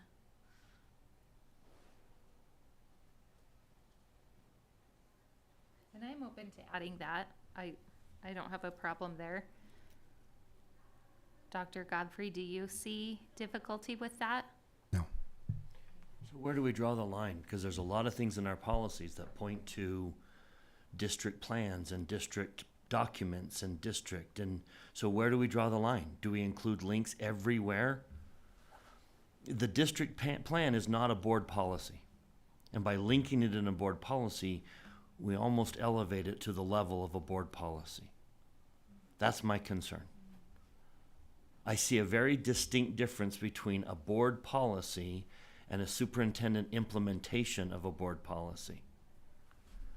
And by linking an implementation to a policy, it rises to the level of that district plan is the board's plan, but it was never approved by the board. And it shouldn't be, because it's the superintendent's implementation of the instructions we're giving him. I'm all for letting the public see what we're telling him to do. But these are our instructions to him on how to run this district. Our audience, as I see it, is the superintendent.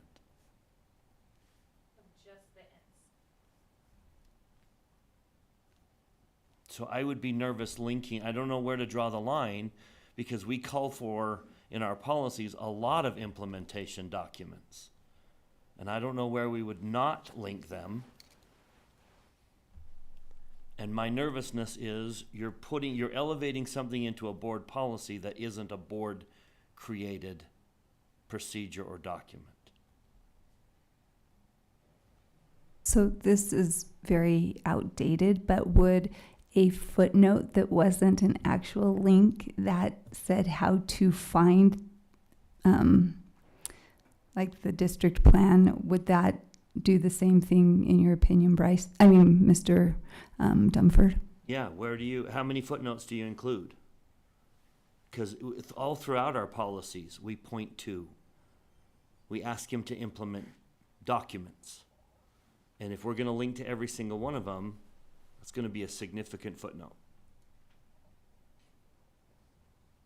I guess my argument would be, if we're making it public, make it friendly to the public. If this is just for superintendent, why are we offering it to the public? So they can see what we're telling him to do. But We, as their elected representatives, are telling him what to implement in this district. and it's difficult for someone reading this to understand exactly, well, maybe not to understand what we're asking him, but to see how it's being implemented. And like you said, Bryce, maybe we try to separate that, the actual request and the implementation.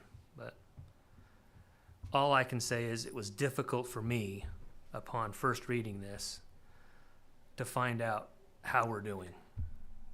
I would say that's a problem with the website, not necessarily a problem with the policy.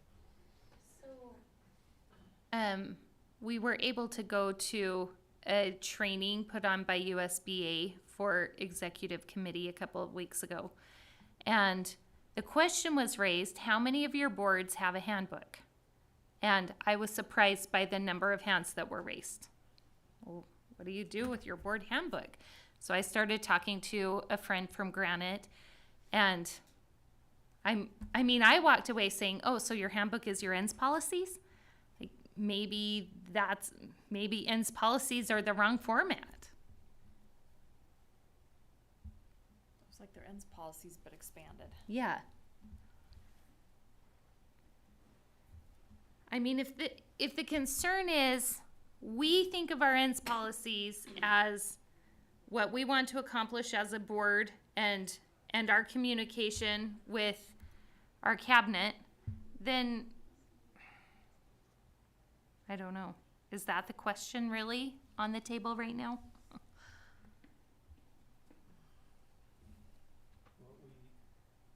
We recently went through an evaluation of superintendent and business administrator. And we I didn't, but the previous board evaluated them on ends policies. Is that accurate? And so if I were going through that evaluation, looking at these ends policies, how would I know whether or not staff had accomplished this particular policy without reading through the district plan? Is there a way for me to say, oh, yeah, Superintendent Godfrey fulfilled this piece without reading through the district plan? And if there's not, then it's difficult for me to find the district plan without emailing someone,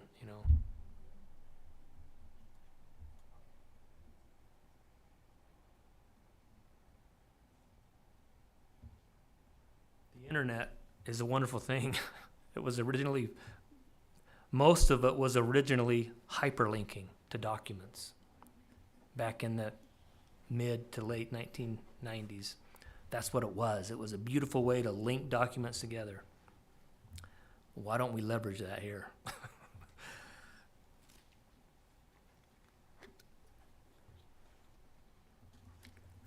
Okay, any other thoughts on the district plan? Include a link, include a footnote, and don't include it.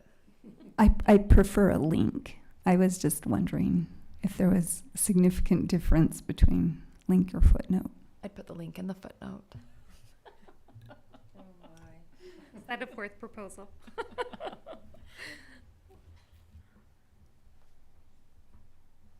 Thoughts?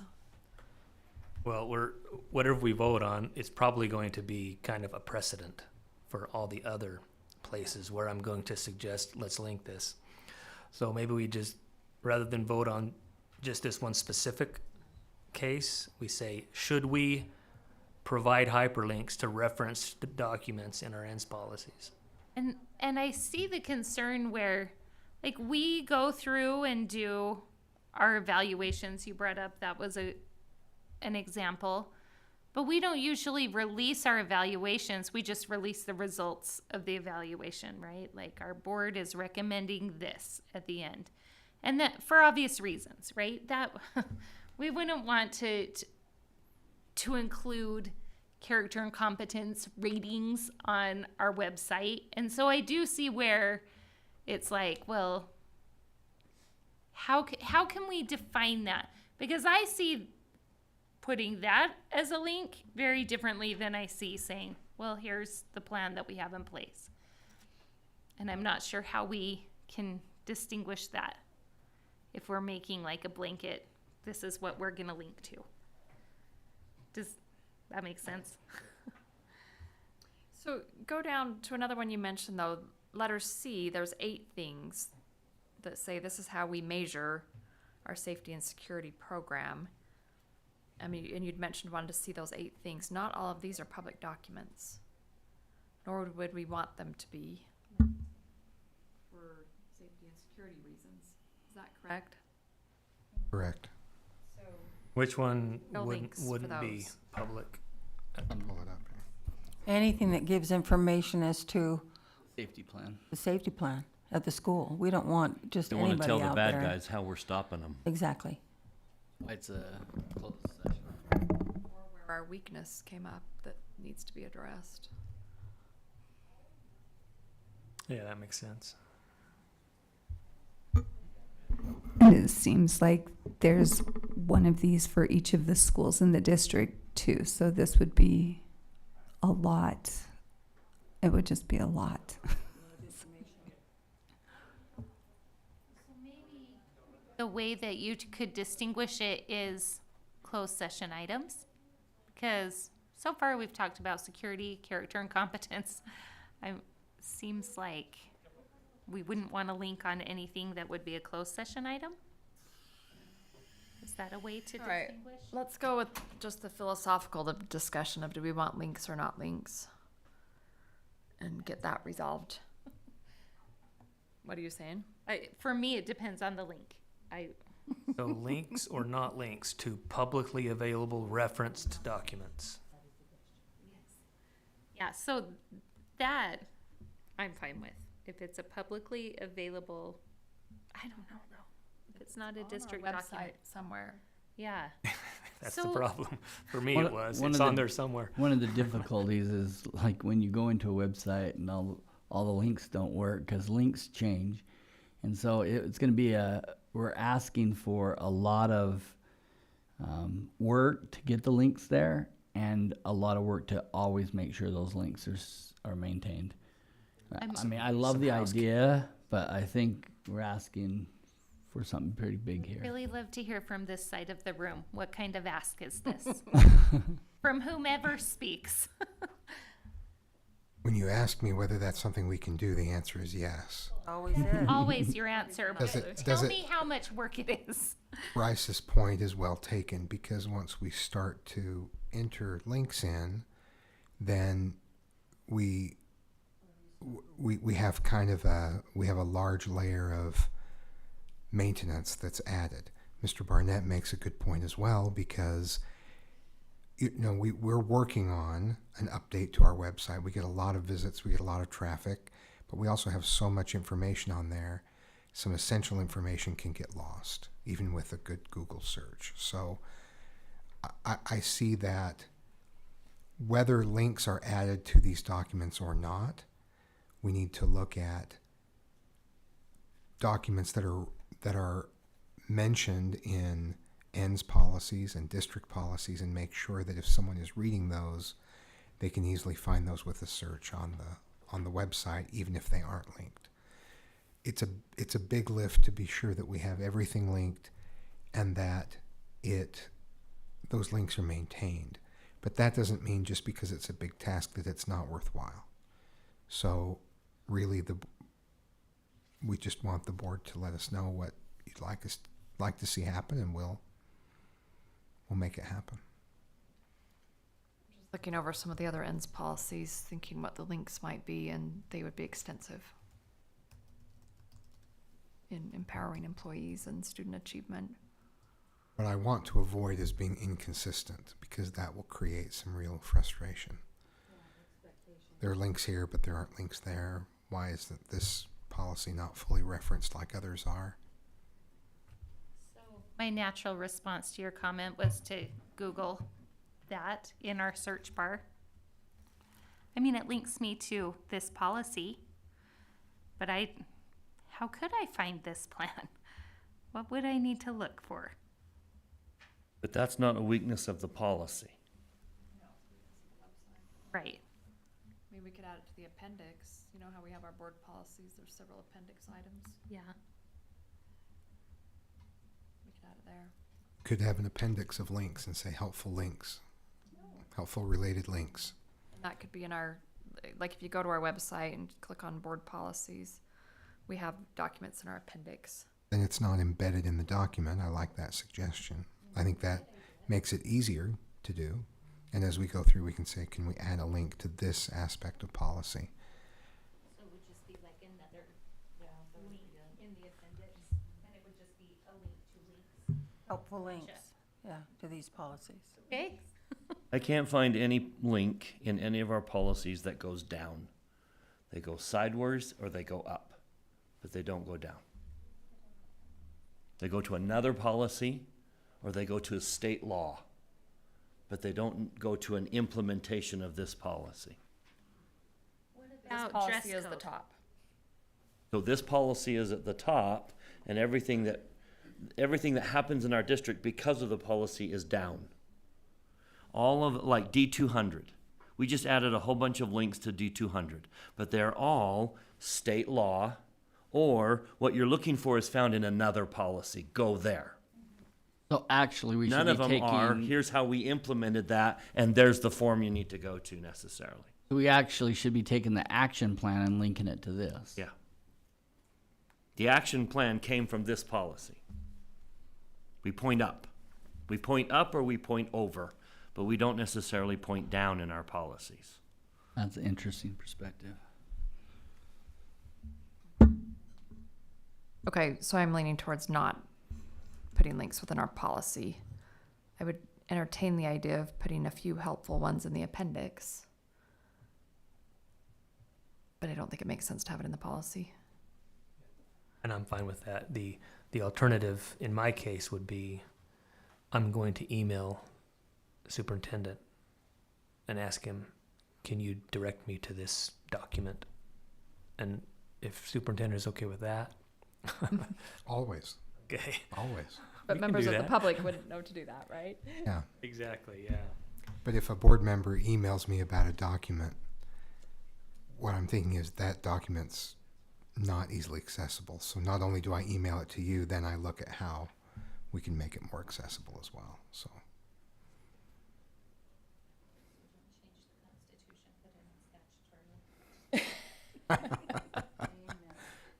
For example, yes. Okay, I'm gonna, during this pause, we've got 17 minutes till our general meeting. Do you want to keep discussing this, or do you want to come back to this after the general session? I think we can put it to bed pretty quickly, can't we? Do you know what you would vote? Tell us. I would vote, I like it the way you did it. I would want to ask the superintendent on the additions of 4 and 5, since he's the one that has to implement the sense policy, if that communicates what he needs or if that makes sense to him. It does. I like that language. I think it was a direct quote from you. Well, sorry, I didn't mean to like my own language, but I appreciate that question, and yes, I feel that gives us the direction we need. There's just a wording parallel issue, but I can talk to you about that offline. I agree. Okay. Did have another question on number 2, emotionally safe environment for schools shall be measured. But it might spin off into a longer discussion, so I would prefer we table this discussion. So what was your question? What types of things are we trying to prevent from happening with the implementation of our emotionally safe environment policy? That was my first question. What types of events or occurrences are we trying to prevent from happening with our emotionally safe environment? You looking for answers? Let's have a motion sides. to table and see how the board votes on it. But before that motion, can I talk about the parallelism question? Do you want, I think it could just be yearly communication to parents containing safety procedures and protocol. That's exactly what I had down, yeah. Okay, Yeah. great.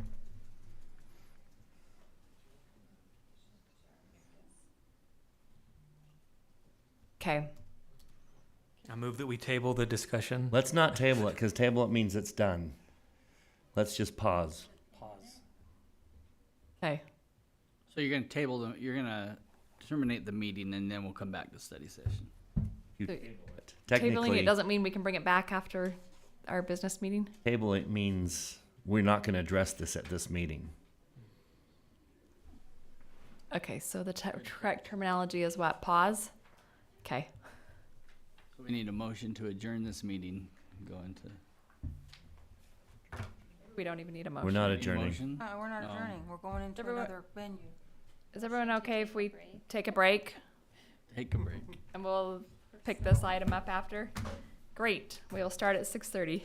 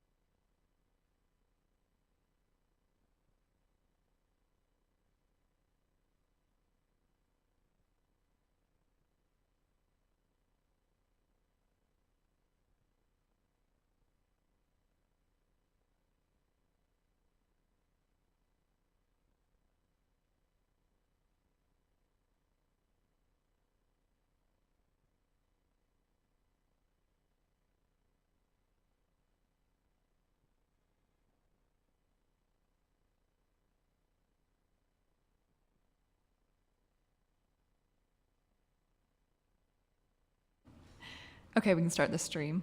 We're on. Good. All right, welcome. This is the Jordan School District Board of Education meeting. Today is February 28th, 2023. We are at the JATC South Building. And I will introduce who's here. We've got Mr. Paul Van Komen, our board attorney, and then board members Bryce Dunford, Lisa Dean, Marilyn Richards, Nikki George, I'm Tracy Miller, Dale Robinson, Brian Barnett, our superintendent Anthony Godfrey, our associate superintendent Mike Anderson, and our business administrator John Larson. We thank all of you who are here tonight in person and those that are watching online. Welcome. We are glad that you have joined us. We are very excited tonight to have Sunset Ridge Middle School here with us.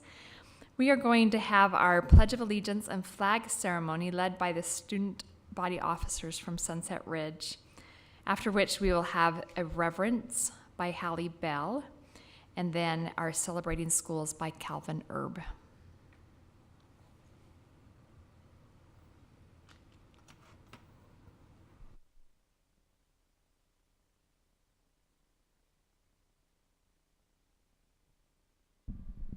Color guard, attention. Will the audience please rise, remove all hats, and place their right hand over their heart? Color guard, forward march.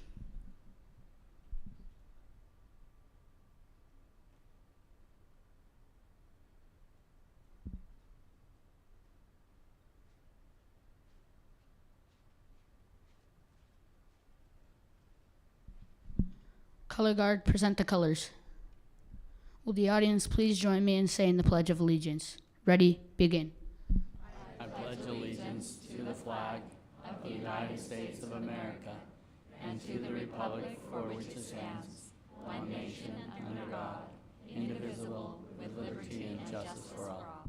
Color guard, retreat.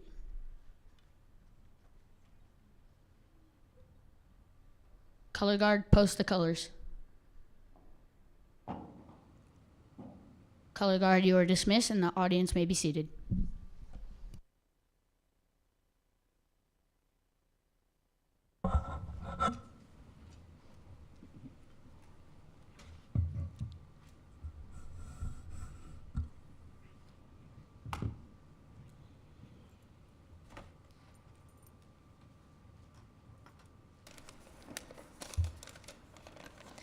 Good evening. My name is Hallie Bell. I am a 7th grade representative at Sunset Ridge Middle School. The Reverend Martin Luther King Jr. once said, "People fail to get along because they fear each other. They fear each other because they don't know each other. They don't know each other because they have not communicated with each other." From personal experience, when I have taken the time to get to know someone, I have realized that despite some of our differences, we are very similar, and when we base our relationships on our similarities, we can get along and become friends. Thank you. Thank you.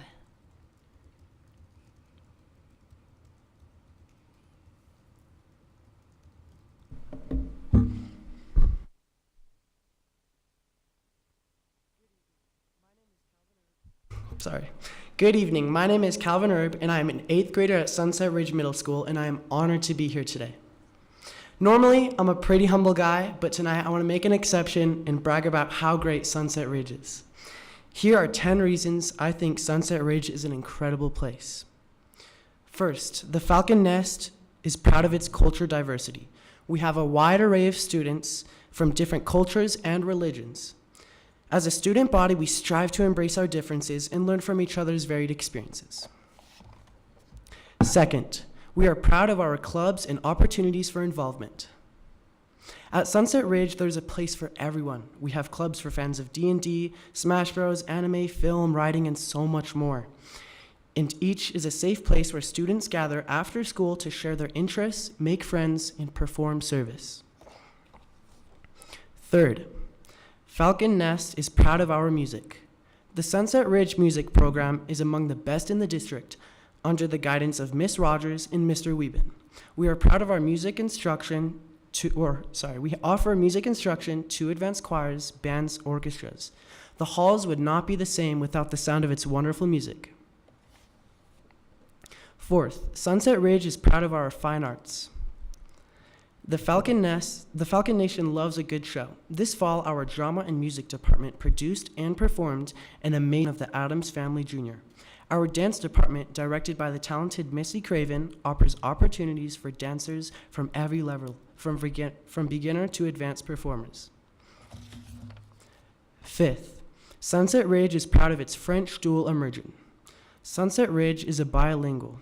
As the French dual immersion school, we are home to students who have been learning French for years and excel at speaking and understanding it. We are so proud of our many ninth graders who have passed the AP French exam. 6. Literacy.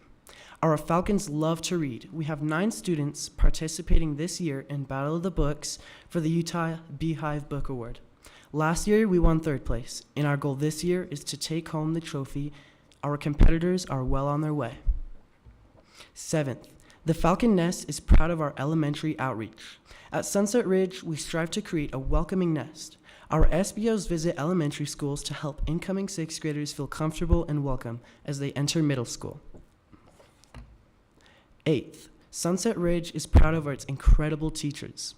Just to name a few, Ms. Cleland is an amazing biology teacher. Her attitude is always positive and encouraging, and helping students know that they belong. Then we have Mr. Brown, Mr. Warner, and Mr. Wieben, are a part of the 8th grade U.S. history team. They make history relatable with activities that would scare most middle school teachers, even taking a week to have students take control of the class and try to form a government. And last, we have Miss Price, Miss McCourt-Nussman, Miss Griffiths, and Mr. Norton. The 7th grade CTE department are phenomenal. Despite changing classes quarterly, they are able to help open the eyes of students to what they could be as they progress and through school and into their careers. 9th, Sunset Ridge is proud to serve. Falcons love to give and have many opportunities to do so. The Hope Squad and Flight Crew encourage students with social and emotional needs. Latinos in Action, led by Miss Starr, reads with elementary students and collects clothes for Big Brother and Big Sister. This December, led by our SBOs, the Sunset Ridge community rallied and raised a record of $1,600. This was used personally to deliver much needed food and supplies for members of our own community. Which brings me to number 10. The best thing about Sunset Ridge are the people. In nature, falcons are known for their power and courage. The falcons at Sunset Ridge are also powerful and courageous as they unite and help one another. Every day I walk through the halls, I see teachers and students helping encourage one another through teamwork and acts of kindness. I'm so proud of my school and grateful to spend my days in the nest. Thank you.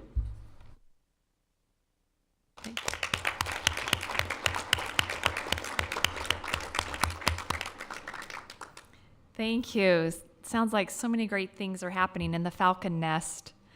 Can I get everyone who's associated with Sunset Ridge Middle School to stand up? Students, administrators, teachers, parents.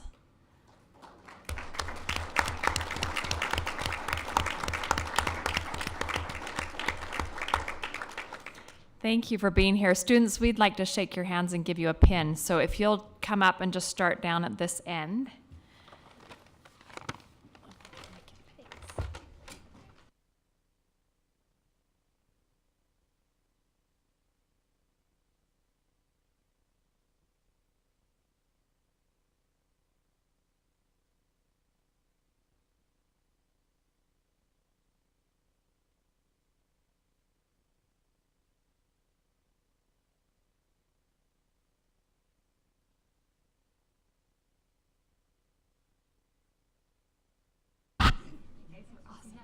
Oh, thanks. Appreciate it. Thank you. Thank you. Thank you. Thank you. Nice job. Good job. Thank you. Nice to meet you.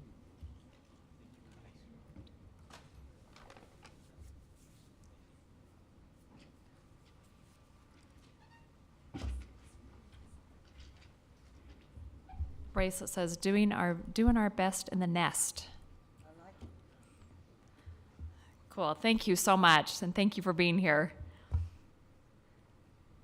Next, we will have resolutions of appreciation. Ms. Richards. Whereas dedicated service to Jordan School District was faithfully and effectively performed. Whereas they consistently and conscientiously executed their responsibilities with integrity, honesty, and loyalty. Be it therefore resolved that the Jordan School District Board of Education and District Administration declare appreciation for the outstanding service that was performed in the cause of public education, and hereby express our sorrow at the death of these valued friends. Janet Polson Asper, a teacher. Cheryl Henriksen Bunderson, teacher and administrator. Doreen Dory Jo Carey, school counselor. Elaine Jensen Cloward, teacher. Donna Elaine Fillion, teacher. Valyn Anderson Jorgensen, teacher and media specialist. Kay McNamara, media specialist. Patricia Ann Schumann, teacher. And Kathleen Patricia Sullivan Wallentine, media specialist and teacher. Thank you. Next agenda item is board recognitions. Board members, does anyone have a recognition? I'll start with Ms. Dean. I have several. The first thing I wanted to, I really enjoyed JEAC's celebration of Black Excellence on at Elk Ridge Middle School in January, and I just wanted to shout out Copper Hills BSA, their Black Student Union. They performed, and I loved it. A couple other celebrations at Joel P. Jensen Middle School. 3 students won at the STEM District Fair and will be going to the state competition in March. They're Elise Brager, Nathan Carson, and Abigail Van Dusen. And also, Joel P. Jensen, they completed all of their WIDA testing, and they have 264 students, and that was quite a feat. And the majority of the students finished it in 2 weeks. WIDA testing is assessment of where multi-language learners should be, their level of English.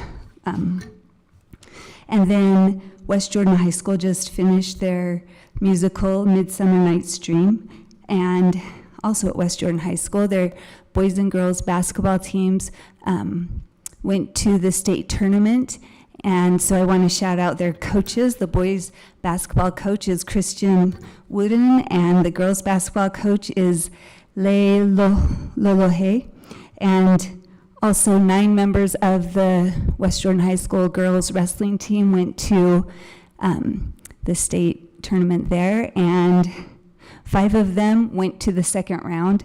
And I wanted to shout out to their coach, Matt Lloyd. This is a relatively new sport, and he's really grown the program and seen so much growth in his athletes. I read a wonderful statement he made. It was inspirational. And also, I wanted to shout out West Jordan High School swim coach, Sarah Mitchell. So 2 years ago, the swim team had fewer than 10 members, and she's grown the team to 35 members, which is no small feat. Thank you. Do you want to do your... I just have a couple. The first one being that I had the opportunity to go to the state drill competition at UVU, where 4 of our high schools were able to compete. Copper Hills High School, Harriman High School, Mountain Ridge High School, and Bingham High School. And they all did really, really superb jobs. Actually, Bingham ended up taking the state trophy, and so we're very proud of them. I've also attended several school community council meetings and realized that they are very intent on getting their trust lands plans and TSSA plans ready for us to approve. So thanks for all the effort.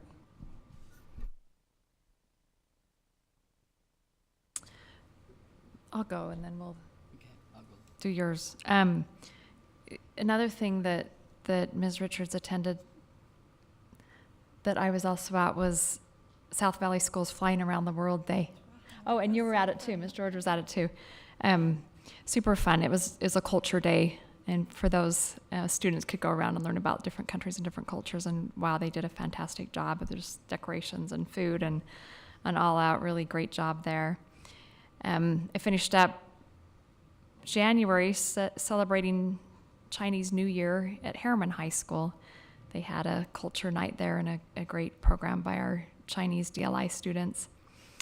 And then Riverton High School held their annual Hope Walk in February, and I was able to walk with them on that on a very cold and snowy day, and I could not feel my toes by the end of that walk. But just there was a great turnout for that, and just a very great feeling of support by their Hope Squad and for members of their community who were mourning at that time, and just a lot of hope to remind people that we need you and you're important. Let's see, another culture night. Copper Mountain Middle School had a great culture night too. They did theirs in conjunction with their parent-teacher conference, which I thought was a fun idea because people were coming into the school anyway, and had a great program and displays there too. I also attended the Riverton City State of the City and awards ceremony. Mr. Barnett and Mr. Robinson were at that too. And just want to give a shout out to one of our teachers, Richard Clayton. He teaches fire sciences here at JATC. He's also a member of the Unified Fire Authority and received the Excellence in Public Safety Award from Riverton City. And then I also want to thank everyone who was involved digging out from our snow days. It was a lot of work for a lot of people, and a lot of our employees who had to pivot. And just want to thank everyone for all of their work with that. Our communications department, I thought, did a great job. I loved the pictures that were sent out, right? Just a great visual of what our schools were having to deal with in order to dig out and be ready for school after a couple of days. So thank you to everyone involved with that. Yeah, speaking about snow days, in the midst of all that, I got to attend the state DECA competition. So I'm a DECA geek. I'm an alumni and a state championship winner. In my days, it was the grocery business. I could bag groceries, identify produce, and I built this really cool end display, which won me the state championship. It's a lot different these days, I'll just tell you that. These people are amazing, and I debated whether or not to highlight the school that I represent. I really wanted to represent all of DECA, and Jason Skidmore and all his programs really does a great job, but I invited a representative from each school, so if you can come up. And as you're coming up, I thought it was interesting as we go ahead, come to this podium, as we identify ideas for the portrait of the graduate. DECA has been doing what we're looking for decades. They are developing skills in marketing, in business management, in administration and finance, and tourism, hospitality, in all of these different areas so that they have marketable skills to go out and be productive in our workforce. And that's exactly what we're looking for. So I think it's really interesting as we look for a portrait of the graduate, we might want to invite these folks in. So go ahead and explain, like, what school you're from. Give us your name and what school you're from. I know that these represent lots of kids in each of these schools. So go ahead. Everyone wants to start first. Awkward. Oh, there we go. Hi, guys. My name's Olivia Haslam. I'm the DECA Publicity Officer at Mountain Ridge High School. And these are my friends, Alyssa Newton and Lauren Humphrey. And we are 3 of 12 DECA officers at Mountain Ridge High School. This year, our membership clocked in at about 250 members, which is tied for the second most in the state. And we were able to win Chapter of the Year this year at DECA State, which was awesome, and it was a highlight of our year. Awesome. Yeah, so we just wanted to expand a little bit. Our theme this year has been creating value. As you mentioned before, DECA is all about creating value for the students and giving them real-life skills. Throughout the year, we've faced various challenges as a chapter, but we're currently facing our largest challenge yet. And that is that we've put in so much effort and work to get Thrive Spots so students can experience this value at ICDC. But currently, travel restrictions are blocking us from providing those students with the opportunity they need at ICDC. We're really looking forward to working with you maybe on this issue, and we're really proud of the community that we've created within our chapter, and we look forward to seeing it grow. Thank you. Is ICDC the national champion competition? It is. It's the International Career Development Conference. It's where students go if they qualify, or with the Thrive Spots, you're able to go and attend classes, like you mentioned, to really develop those skills and create a network with other students across the nation. Should be noted I couldn't attend because I couldn't afford it. Thank you. Next. Hi, I'm Sage Chaffin. I'm from Bingham High School. This is my first year competing in DECA, and I've loved every bit of it. I've loved learning how to network and learning new communication skills and meeting lots of new people. So I'm Isaac. I'm the vice president at Riverton High School. I just want to say this was a great experience for us to compete at state. I know that myself and many of my peers have been working really hard toward it, and to make state and be able to go to the international conference is like a great opportunity for us. So thank you. Hi, I'm Macy Smith, and I'm the president of Harriman DECA. And I'm Kira Smith. I'm an officer from Harriman High DECA. Our DECA chapter is about 150 members, and 32 of those members qualified for nationals this year. Some of the different projects we were able to do this year was raise $10,000 for our DECA chapter and help South Valley School with a soda drive, as long as teaching them different budgeting skills and ways to run a business. Well, awesome. And there's other schools that couldn't be here tonight, but I think district-wide, 51 students will be going to the national convention, and in order to go, you have to qualify in the top 4 of your area.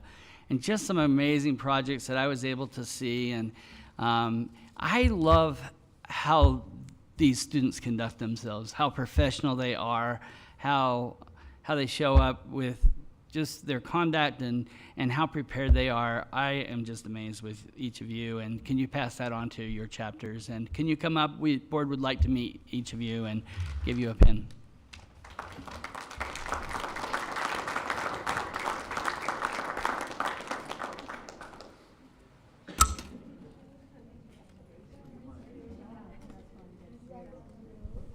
Grab a pin.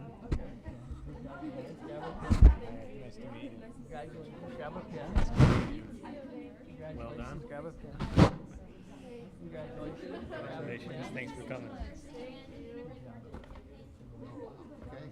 Whatever you'd like.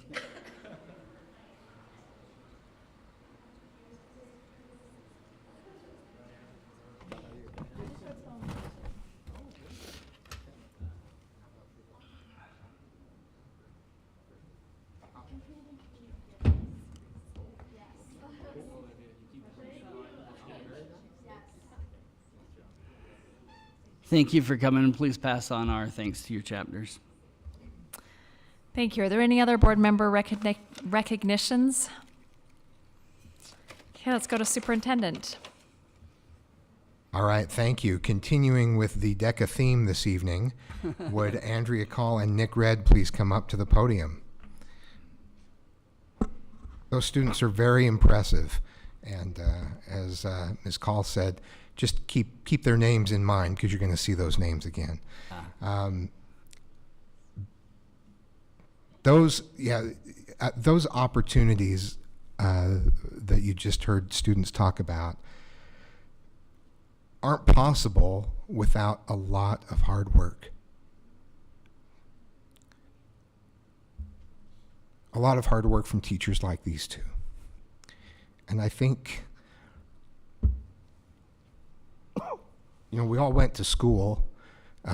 Everyone listening has gone to school at some point, so we think we know sometimes what goes into the efforts or into these programs, but it's a tremendous effort to provide these opportunities for students, opportunities that, as Mr. Robinson pointed out, last a lifetime. So I'm deeply grateful to these two award-winning DECA advisors, and I'm going to tell you a little bit about them because they provide these incredible opportunities for students that they just can't get any other way. I was recently in a Ms. Call's classroom, and one of the business leaders that she had brought in to interact with her students said,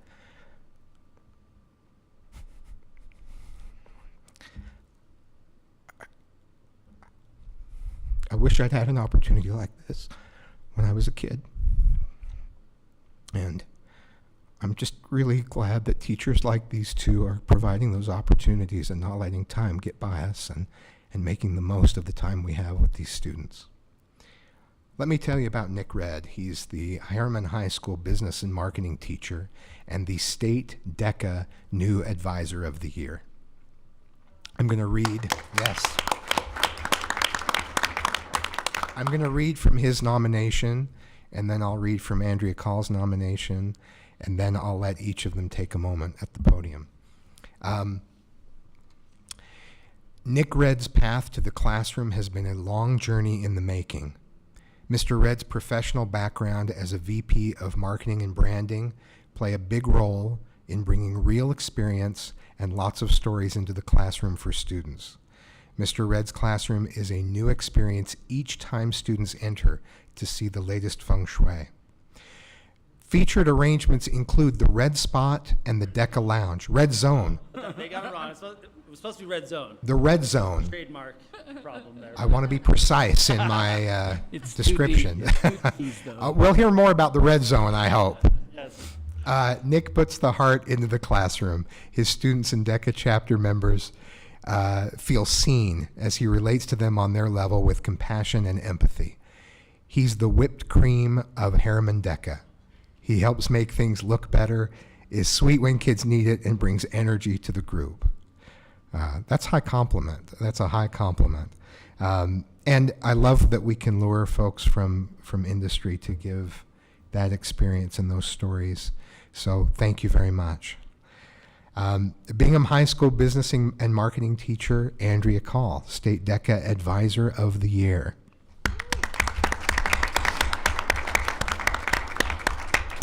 When Andrea started teaching in August 2016, she was not sure what DECA was. She was told about the amazing program that had been established, and she committed to keeping that program going. She spent hours researching and finding out how to be the best DECA advisor she could be. Since that time, she has put her heart and soul into the program at Bingham High and has taken students to ICDC every year. Andrea has focused her success on being a mentor and allowing the students to be creative and build the program they want each year. You will also see, you will often find Andrea is a strong believer in service, and you can always find her and her students heading various service projects. She also believes in making people feel appreciated. You will often find a thank you note or a note of encouragement in your box. You will also see hearts on a teacher's door from students who've been impacted by that teacher. She's not one to be in the spotlight and will always give credit to those around her.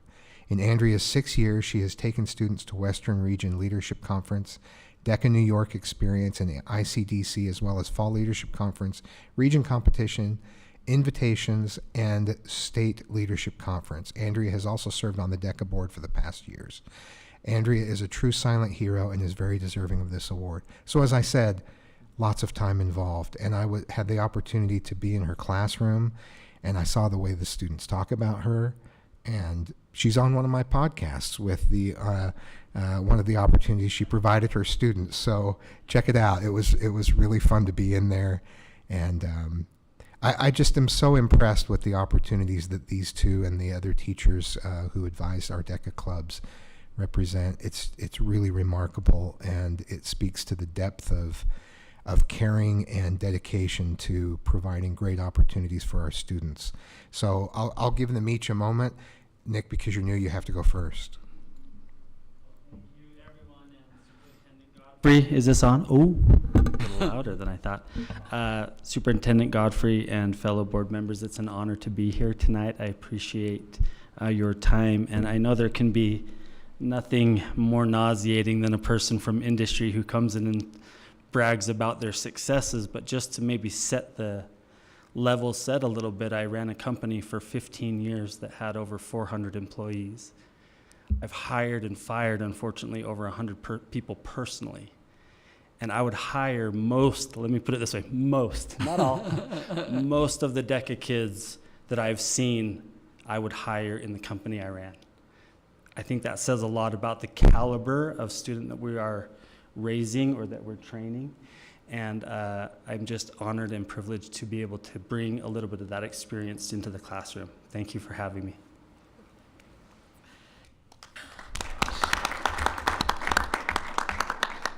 It's hard to follow Dr. Godfrey and even harder to follow Mr. Red.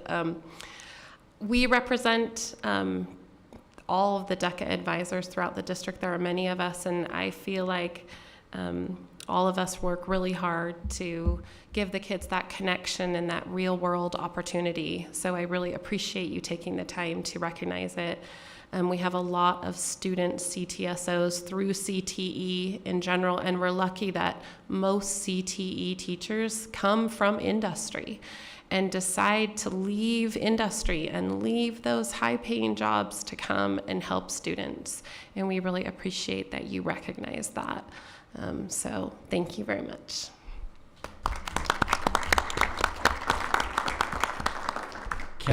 Can I just say that I was there when they were presented their awards and listened to comments made about them by their peers, and they're very respected, and we have a strong presence in DECA. Thank you. Thank you. Our next agenda item is a review of the 22-23 fee schedule changes. We are required by law to have public comment in 2 meetings about the fee schedule before we vote on it. So we'll be voting on it at the end of March, but we do have a public comment opportunity today. And so we're going to just have a brief review of that fee schedule.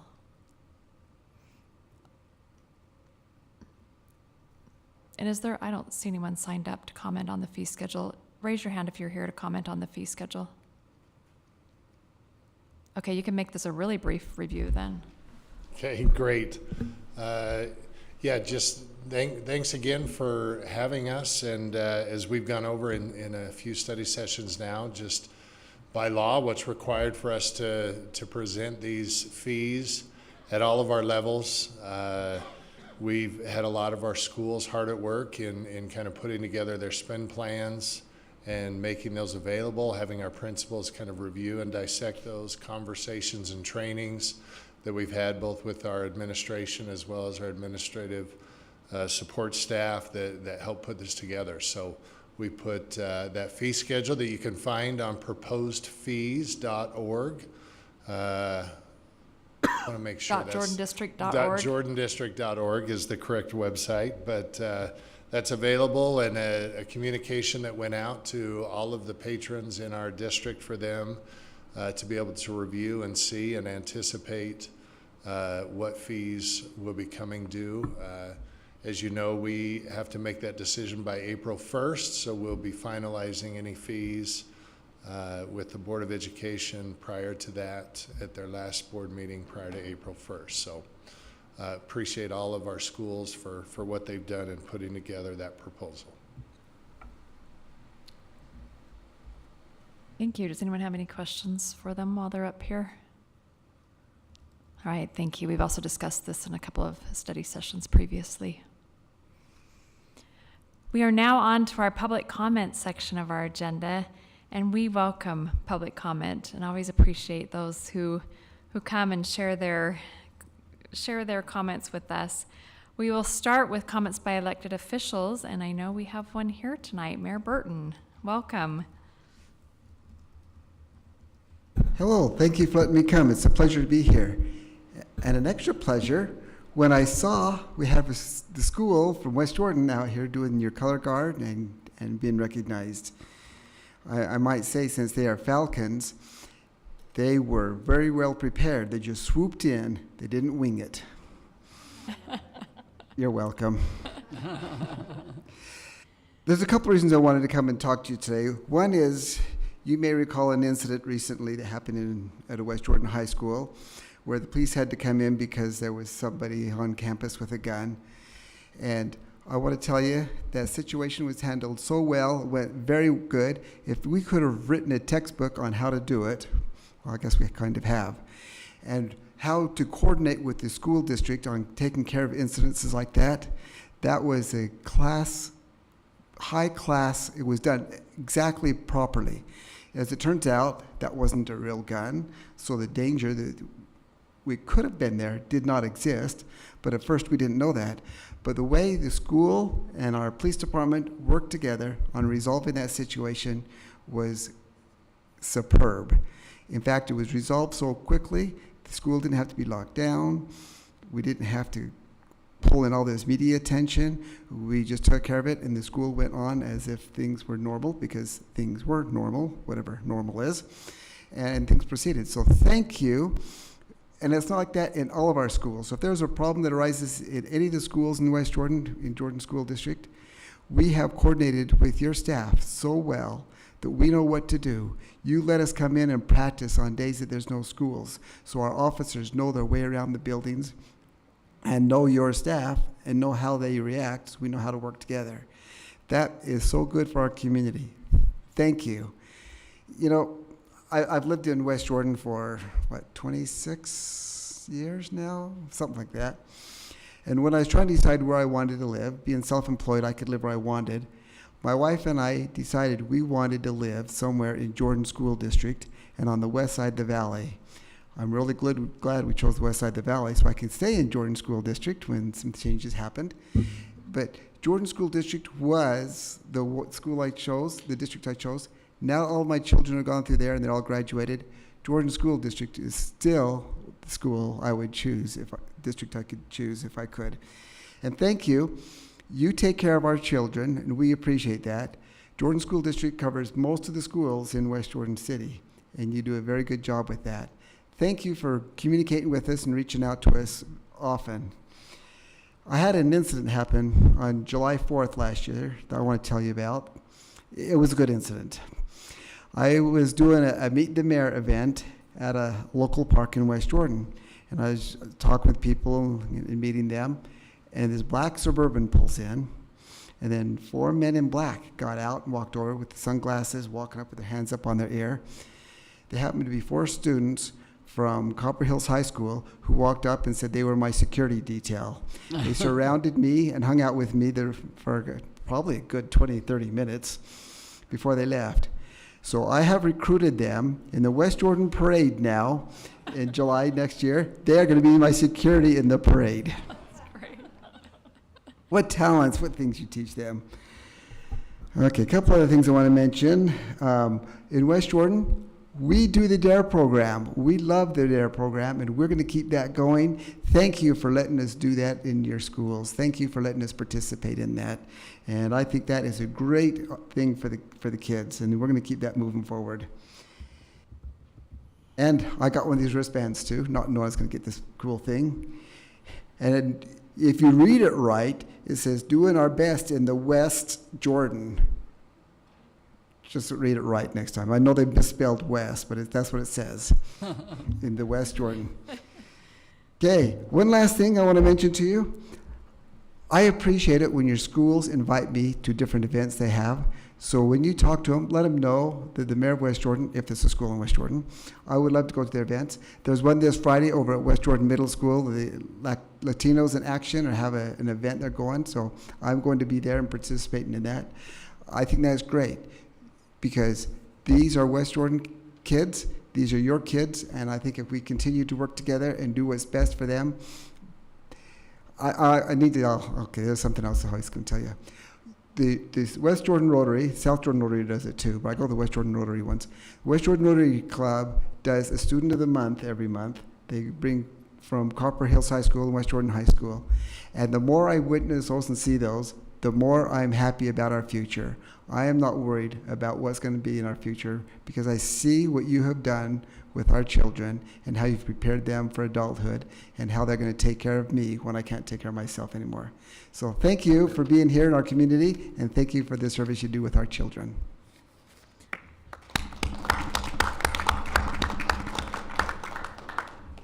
Thank you, Mayor Burton, for being here. We appreciate your support. Okay, our next agenda item is an opportunity for public comment on the 2023-24 fee schedule. I haven't seen anybody walk in. Is there anyone here to address us on fees? Okay, we'll move on to our general patron comment section. And just as a couple of reminders, we don't take public comment on personnel issues or statements regarding the character or professional competence or physical or mental health of an individual. We also don't discuss items that aren't on the agenda, but we may follow up or address them at a future meeting. We'll take in-person comments first, followed by comments received electronically, and we will give you a maximum of 3 minutes to speak. And when you come to the podium, please state your name. We have one person signed up in person, and do we have any online? And no online. Okay, Mr. Shields, welcome.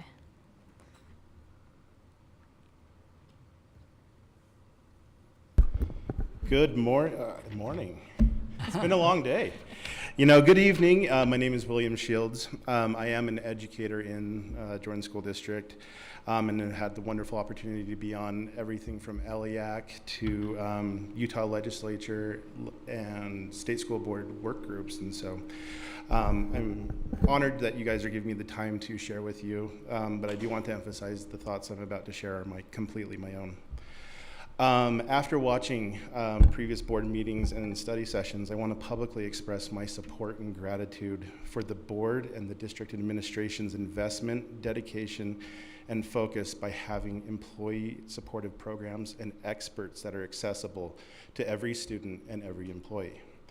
First, I am incredibly thankful that Jordan School District has such amazing language and culture services team. The work and support that this team provides to every school and literally every classroom allows for each classroom to feel supported, informed with valuable information, trained if necessary, and I already said supported, so sorry for the repeat. The Language Culture Services personnel truly are a perfect example of Jordan School District's mission to support every student every day. I have personally benefited from their trainings, and I have seen the amazing reinforcement that all experts within this department provides for employees and students. This culture and language team is truly an exemplar for other districts in Utah and throughout the United States. Additionally, Jordan School District has shown its dedication to employee and student support by investing time, allocating money, and putting experts into positions for health and wellness. Within these last 3 years, it's proven to be difficult not only in the learning process, but also in the instructional perspective. Providing the expert personnel support and programs, this excellent team and support system is an invaluable resource within our district. Having this great system for students and staff is priceless to Jordan School District, and so thank you to them and thank you to you. As Utah and Jordan School District populations wonderfully grow more diverse in every way, having these district level support programs assists truly with the Jordan School motto of every student every day, getting that support, feeling safe, being supported, and being listened to. Thank you again for your attention to these important items, and thank you to everyone I wanted to make a public comment to say thank you to them for their support for me and for all of our students and staff. Thank you. All right, we will close our patron comment section then and move on to our consent agenda items. Can I get a motion to approve the consent agenda items? I make a motion to approve the consent agenda items. A second? I'll second. A motion by Ms. Richards, second by Ms. George to approve the consent agenda items. All in favor, please say aye. Aye. Aye. Anyone opposed, say nay. That motion passes unanimously. Can I get a motion to accept the consent agenda items? I'll make a motion that we accept the consent agenda items, A through E.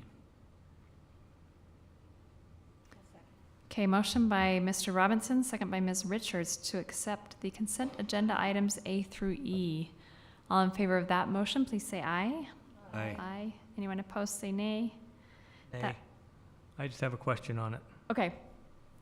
I guess I'm a little confused about what consent agenda means. Just things that we're not going to talk about, or that we should have read prior to coming to the meeting, and we don't have any issues with them? Right, the consent agenda items we're not having discussion on. They're the same generally the same items every single month on there. Mr. Larson, did you have any more? There are two Points on that? portions. One we approve and one we accept. The approved items are documents that we are putting on public record. And yes, I approve that document to be put on public record. The others are documents they are presenting to the board and we are receiving them. We are accepting them. So we just approved the consent agenda items that need to be approved, and now we are talking about the accept. These are 5 documents that we are receiving as a board and making public. Okay, and if we do have questions about any of these documents, There's an error in the document, it needs to be corrected. those are, yeah, I didn't necessarily see any errors. I just had some questions about the content of the documents. That's not done at this point. That's done prior to the meeting or after the meeting, or? Yes, correct. Okay. Yeah, and but if there's ever any of these documents that you want to talk about, we can pull it out and stick them on an agenda in the future.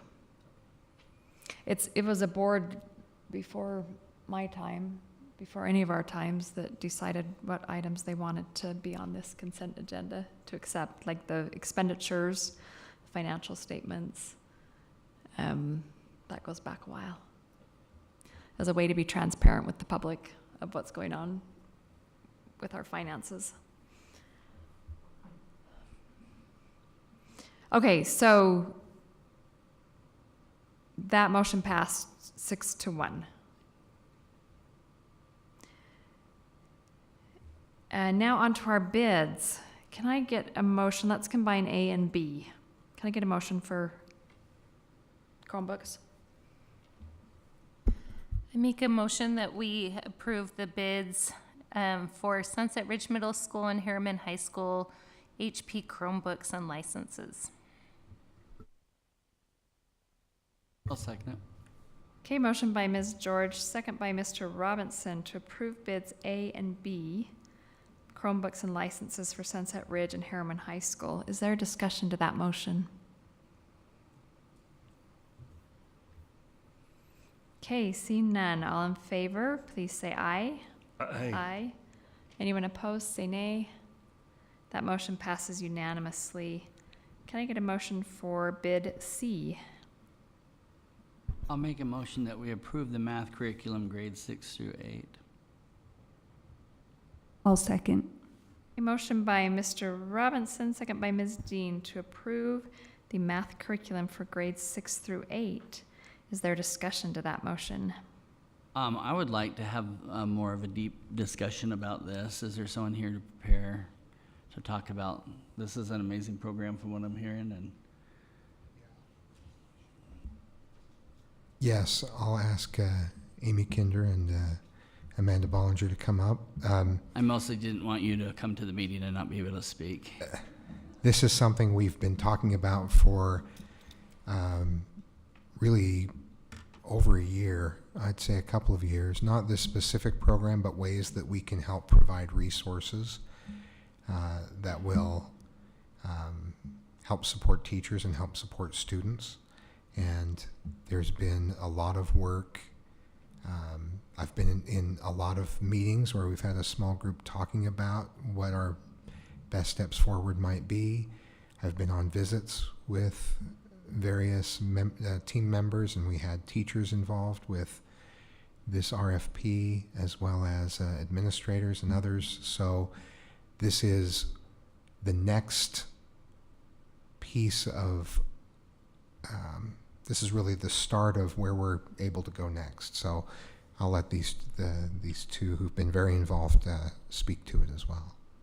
Yeah, thank you for your time. Thank you for having us. As Superintendent Godfrey explained, we've been working on looking at our math scores and ways to improve it, and we're really excited to have a curriculum that we can offer to all of our 6th to 8th grade teachers, where we can make that a common curriculum, so we can also see where our places of growth and excellence are taking place. So as Amy Kinder, who's our math consultant, always says, we want to move from pockets of excellence to a system of excellence. So we're really excited and appreciate the support of Superintendent and all of those that have been involved, the teachers that have helped us review the curriculum and all of the training that we are hoping to have to move math forward. So thank you.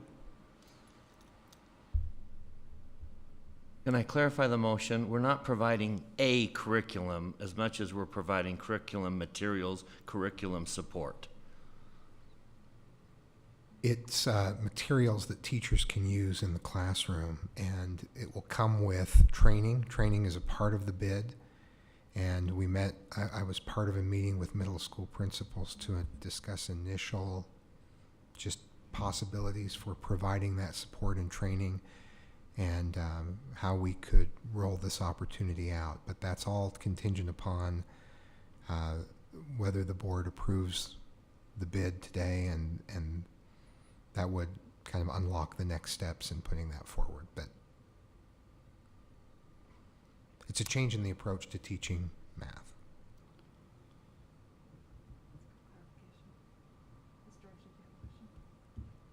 Yeah, I'm just curious. So this is a full curriculum, or is this just like a computer program to support learning? What are we looking at? Yeah, that's a great question. So it actually includes both an online digital resource as well as lesson plans for teachers to use. Like Superintendent Godfrey mentioned, it is a different approach to teaching mathematics. There's a nationwide movement and a lot of researchers that have shown that thinking classrooms and having students having discussions and working in small groups to learn mathematics and really apply it has increased their expertise and knowledge in math, where some of the practices we've used in the past, kind of like what we call a sit and get, are not as effective. So we're trying to really keep our district up with the latest research and how students are learning math, and also it goes right along with our Portrait of a Graduate movement to building skills, 21st century skills that are going to help our students be successful moving forward. Does that answer your question, Ms. George? Thank you. I had a math teacher that taught me that fractions were my friends, and I told him that I need to get new friends. So I think you've been testing this curriculum in one of my schools. That I've heard fantastic things. I have an appointment to see it firsthand.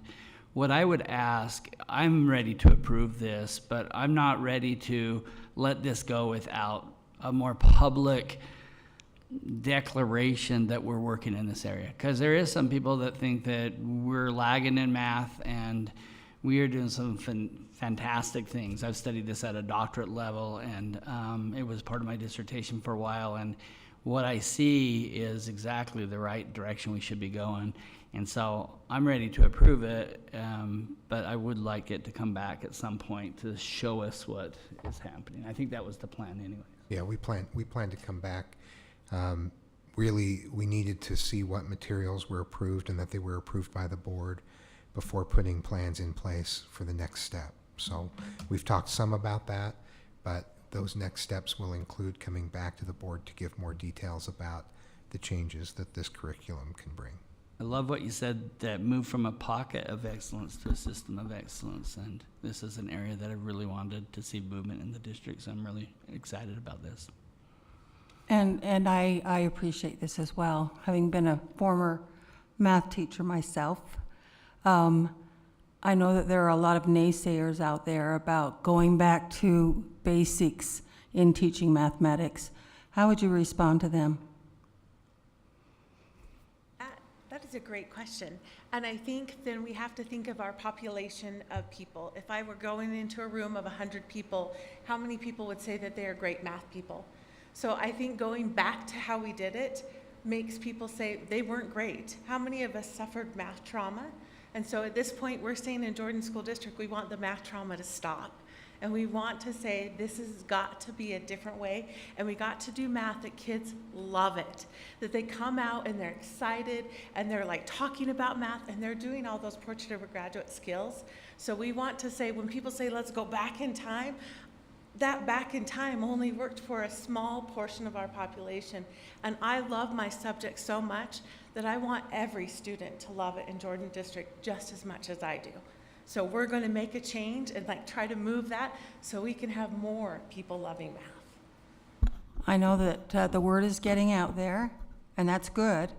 I sat in a school community council last night, in fact, where a middle school, and they were talking about this very thing and how the math scores were a little bit lower than they wanted. And so I appreciate the fact that we're working on this and moving forward, so thank you. This amount that's listed in the public content area, a little over $1 million, is that a one-time charge? Is it an annual thing? How does that work? That's a charge that covers the materials for 5 years. Okay. Materials and training for 5 years. And is that number based on the number of students we have then? Is that how they? The bid is generally on the size of the district, and it's a per student charge generally. Okay.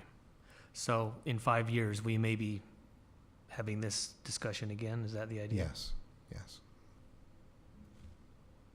And this is grades 6 through 8. Will we be seeing something like this for the younger grades in the future? We are looking at starting an RFP for the younger grades as well. We do have a contract with Math Expressions currently for a whole nother year, and so that will be coming around. Thank you. Any other questions? Thank you. All right, so we have a motion by, no, I don't remember. Mr. Robinson. I made the motion. Robinson. And a second by Ms. Dean to approve the bid for the math curriculum for grades 6 through 8. All in favor, please say aye. Aye. Anyone opposed, say nay. That motion passes unanimously. Now maybe fractions will be my friends. Now the work begins. Thank you. Our next bid, can I get a motion for D?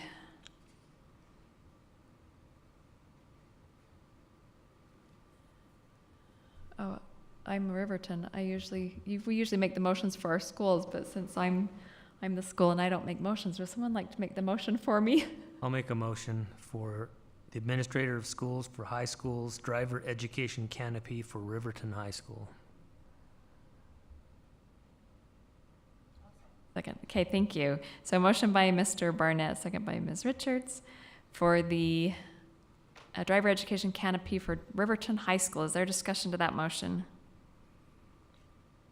Is that just a structure that goes over the top of the cars? Mr. Sorensen. Sorry. And it looks like we've got it at 2 schools already. This is our 3rd.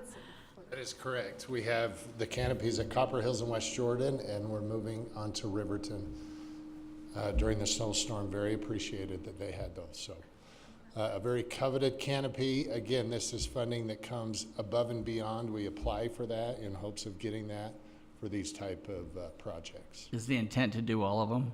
That is the intent. It protects from snow and obviously the summer months. Summer, yep. It helps kind of the with the heat. longevity of those cars that are being protected. Yep. So is this a grant that you apply for each year, or It is. is Yep, it ongoing? It's a request to the state that we ask for the funding for these projects, and then they decide who get. We don't always get it, so we've been lucky. Or happy. I don't want to say lucky. I think some of the other districts got it before us, and so we're just trying to get our foot in there, and hopefully we can keep going. Okay, thank you. Hey. So I have a motion by Mr. Barnett and a second by Ms. Richards to approve the bid for the driver education canopy for Riverton High School.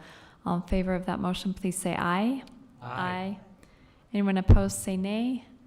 That motion passes unanimously. Can I get a motion for bid E?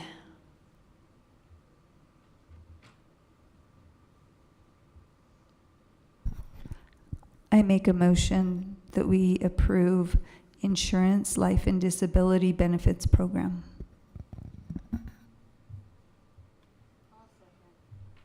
Okay, motion by Ms. Dean, second by Ms. Richards to approve the bid for insurance, life, and disability benefits program. Is there discussion to that motion?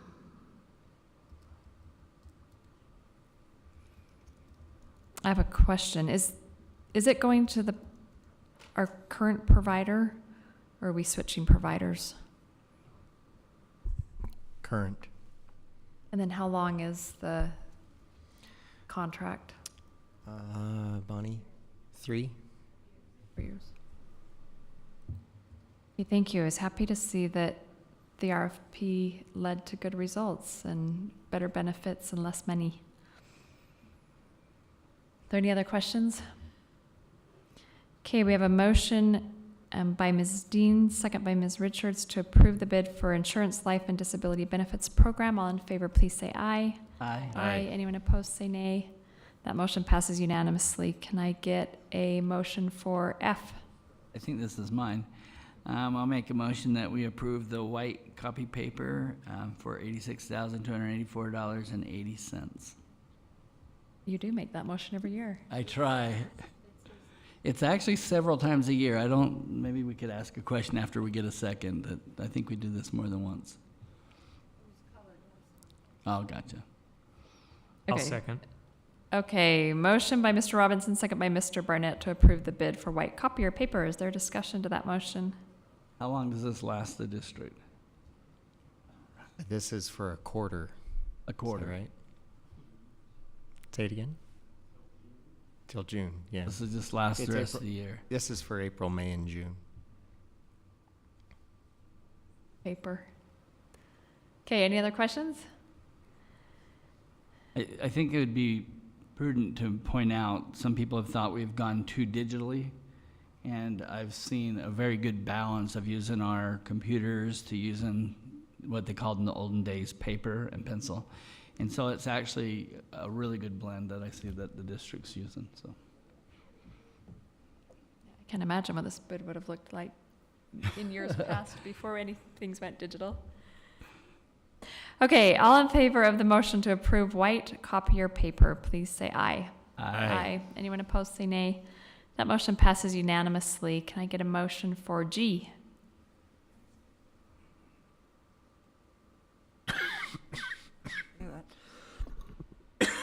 I'll make it if you want. I'll make a motion that we approve the relocation of portable classrooms. $345,000. Second. Go ahead. Okay, motion by Mr. Robinson, second by Ms. Richards to approve the bid for relocation of portables. Is there discussion to that motion? I noticed we only had one vendor listed. Someone Problem? wanted to address that?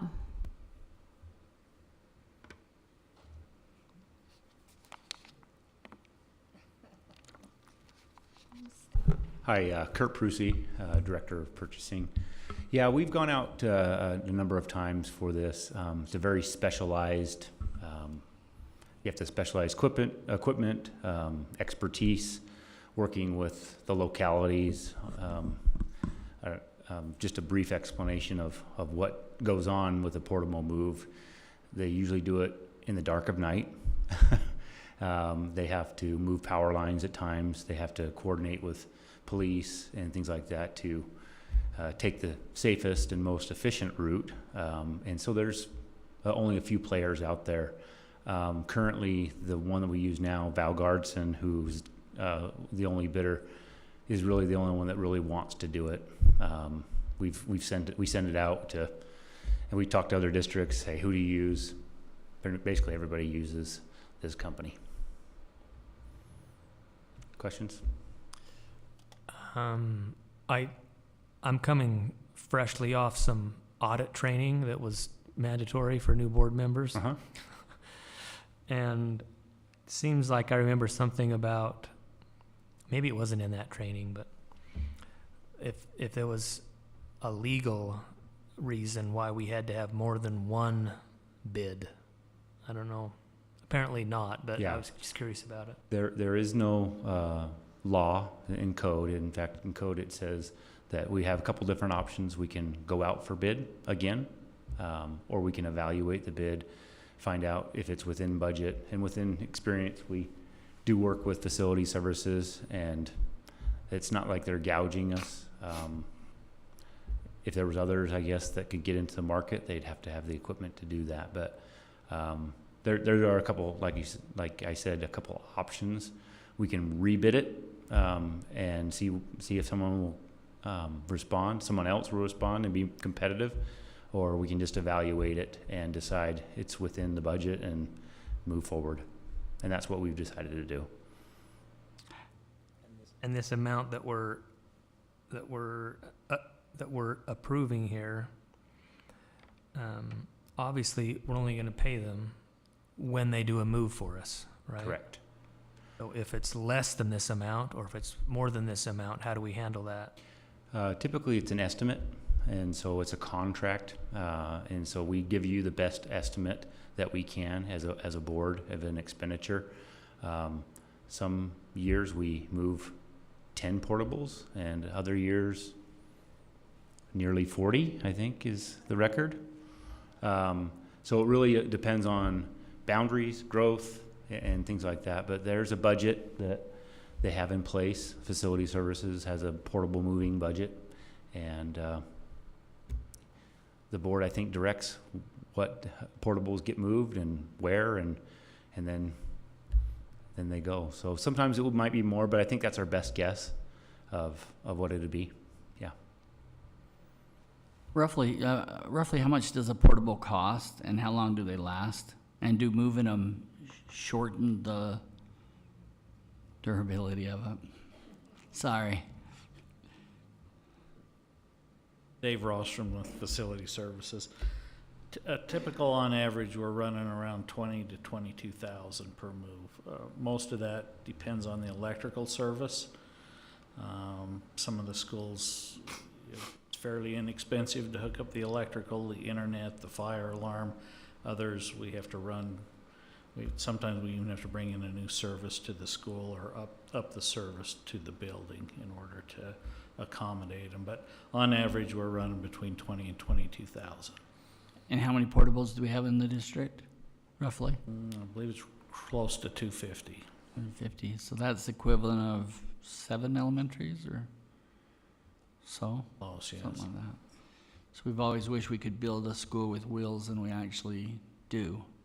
I think using portables is a wise use of taxpayers' money and saving our taxpayers millions and millions of dollars, and future decisions of closing schools won't have to be made because of the smart moves that you all are doing with the use of portables. So thank you so much. You bet. Thank you.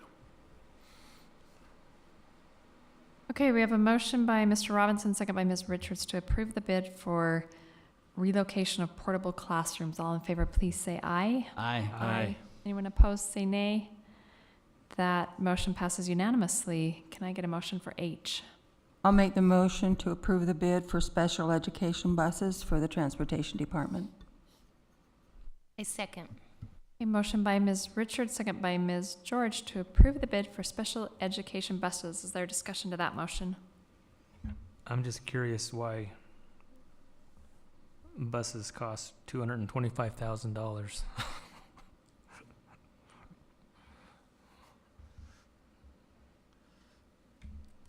Hi, Paul Bergera, Director of Transportation. That's a great question. The bids came in a little higher this year than we're accustomed to. Generally, a CNG bus costs about $30,000 to $40,000 more than a diesel bus. This year, it was more about $65,000.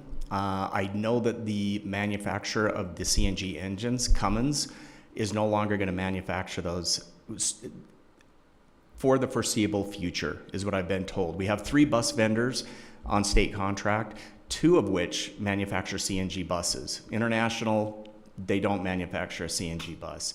So it did come in a little bit higher than I thought. There was only 1 vendor. I reached out to the other vendor, who's Bluebird.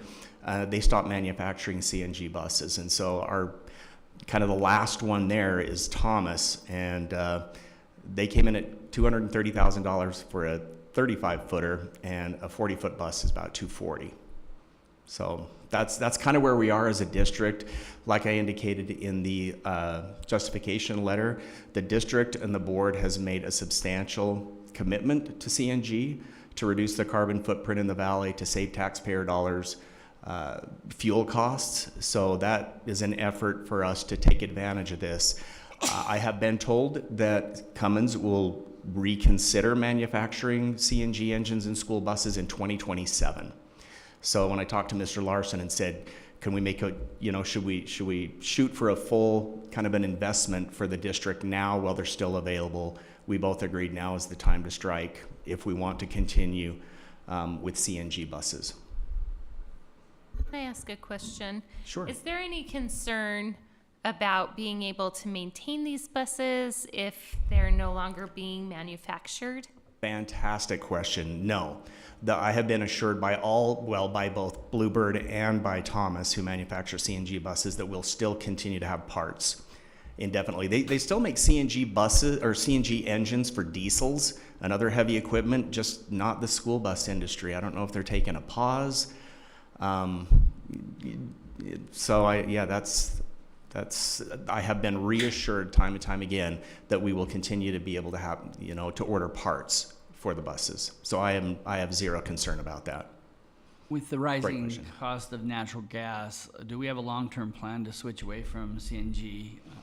I own a large number of beta tapes, and I thought that was the future, and it wasn't. Very good question. We're still under $1. So what the way that they kind of compare CNG to diesel is through what's called gasoline gallon equivalent, so a GGE. The district still gets a 50-cent rebate per gallon, and so we're at about 84 cents per gallon for CNG, which is tremendous. In answer to your question, Mr. Robinson, we all know that there's a big push right now for electric school buses, but electric school buses are pretty cost prohibitive if you do not have grant funds, and we've applied for the EPA grant. It's a 5-year, $5 billion grant that's going to be issued in phases. The first phase went out to tribal and rural districts, and there were 2 districts in the state of Utah that got selected. We have applied for the second round. Doesn't have to be. It doesn't have to be an electric school bus or EVs. You can use that for CNG if they continue to manufacture that. There has been talk about about Cummins developing a hydrogen engine.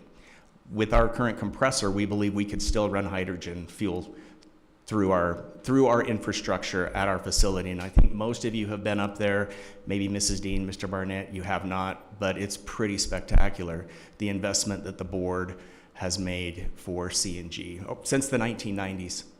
It's really neat. When we set up the new facility, that you can switch to electric pretty easy too, right? We can, but if you get the EPA grant funding, they'll cover about half the price of an electric bus and $15,000 per panel per bus. Okay. So it's still very expensive to jump into the electric school bus, kind of the frontier, unless you have assistance with grant funding. And the EPA has it out there. We just need to get a little scoop of that to come our way. So it is a major investment, and I knew this coming into tonight, that it is a major investment, but I do think that if we have the vision to continue with CNG, it's the time to strike is now. And are we growing our fleet at all, or are these all going to be replacement buses? Very good question as well. Over the next 2 years, we'll have about 12 to 13 of our buses. So when they used to manufacture CNG buses, the tank life was about 15 years. That was from 2010-ish. Since then, the tank life now on a CNG bus is 25 years. So we know that we are going to lose 12 to 13 buses because the tanks will expire within the next 2 years. So it's to add to our current fleet, but we're going to have to take some buses out of service in the next few years, some CNG buses. Consequently, I did get a pretty good deal this year from Canyons, and so I've already purchased 2 CNG buses. They're going propane. I don't know why, but that's what they're doing. So I talked to Mr. Larson, and we did get a couple of CNG buses from Canyons. They just don't have the infrastructure, and so they were sitting there. Sent my mechanics up there, they looked them over. We kind of negotiated the price they were asking, and so now we own 2 buses that formerly belonged to Canyons as well. So that's nice. And do we sell any of our old buses? What do we do with our old ones? We surplus them and we turn them into drum buses for Majestic Elementary. the drum bus.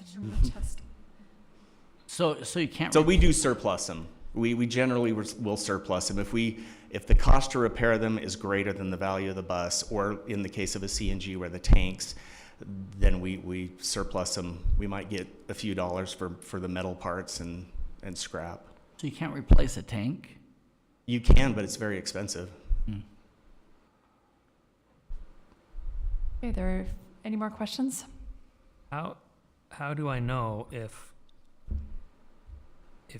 we have 3.6, well, million. Public content, it talks about 3.6 million. How do I know if I approve this, if we have the funds to allocate here? In the budget book. So it's already budgeted. Yep. So I guess I'm not sure if we've already budgeted for it. Why do we have to approve it here if it's already budgeted? We have to approve every expenditure over $100,000. Was it 80? 80,000. We compromised, didn't we? We proposed 100. Well, it was 50 or 60, and then we debated a long time of where to put that line, 50 to 80. So when we put the budget together, we knew we were going to be purchasing these buses in the future. Is that? I'll defer to Mr. Larson. So the budget for school buses is 2.1 million. Correct. Is my memory of that Right. per year, and what Mr. Bergera and I discussed is since this is going to be our last opportunity to purchase CNG buses for the foreseeable future, that we would reduce his budget next year accordingly, and maybe even the following year, so that we can take advantage of getting CNG now and have that tax savings, the cost savings rather, of the CNG operations. The CNG bus is much less costly to operate, and the payback period is pretty quick. 5 years. 5 years. Mm-hmm. So we wanted to take advantage of the CNG while we could. So he and I have arranged that we're going to move some budget for him for the school bus. It'll still be the same line, but we're going to move some forward and reduce some later so that he can do this now.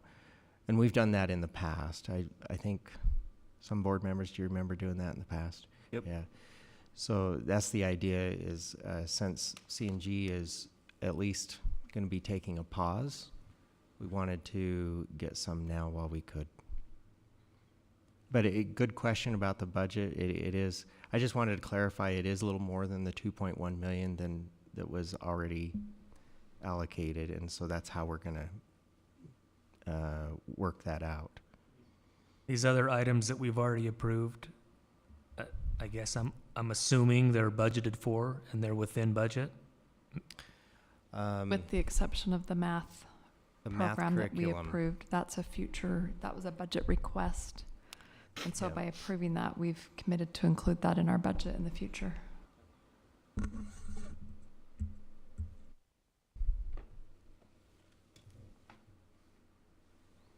Okay, good questions. Any further questions?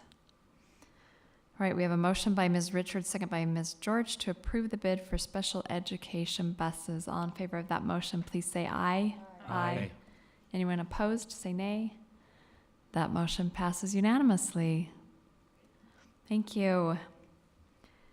We do not have any special business items tonight, so we will move on to our superintendent's report. Dr. Godfrey.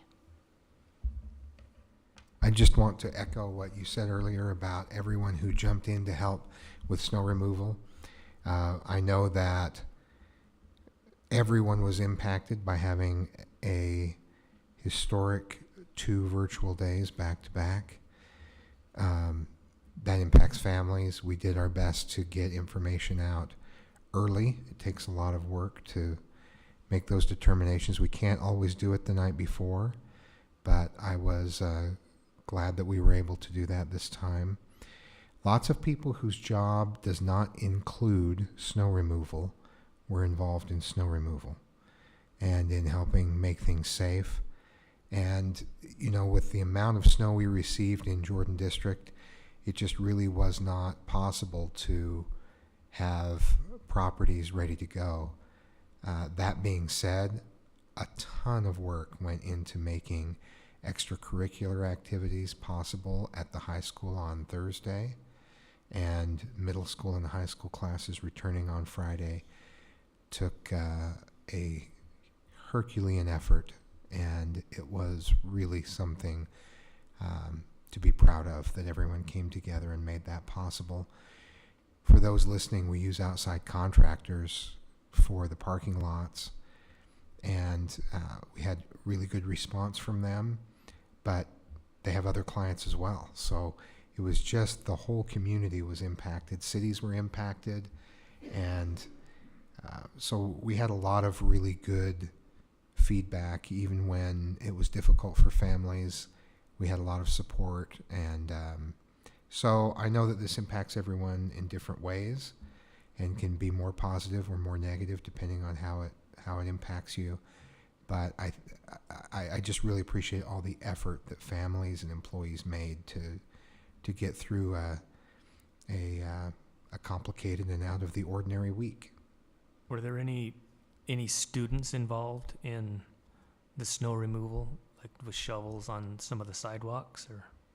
We have a lot of students who are sweepers that worked longer shifts than sweepers are accustomed to, 2 days in a row, and it was really cool to see them pitch in. So yeah, a lot of people helping out, a lot of bus drivers who came, a lot of folks who remain on call and showed up through difficult conditions for maintenance and security and all kinds of things. It would be difficult to list everyone, but I think Scott Thomas and I have spoken at every hour around the clock at various times.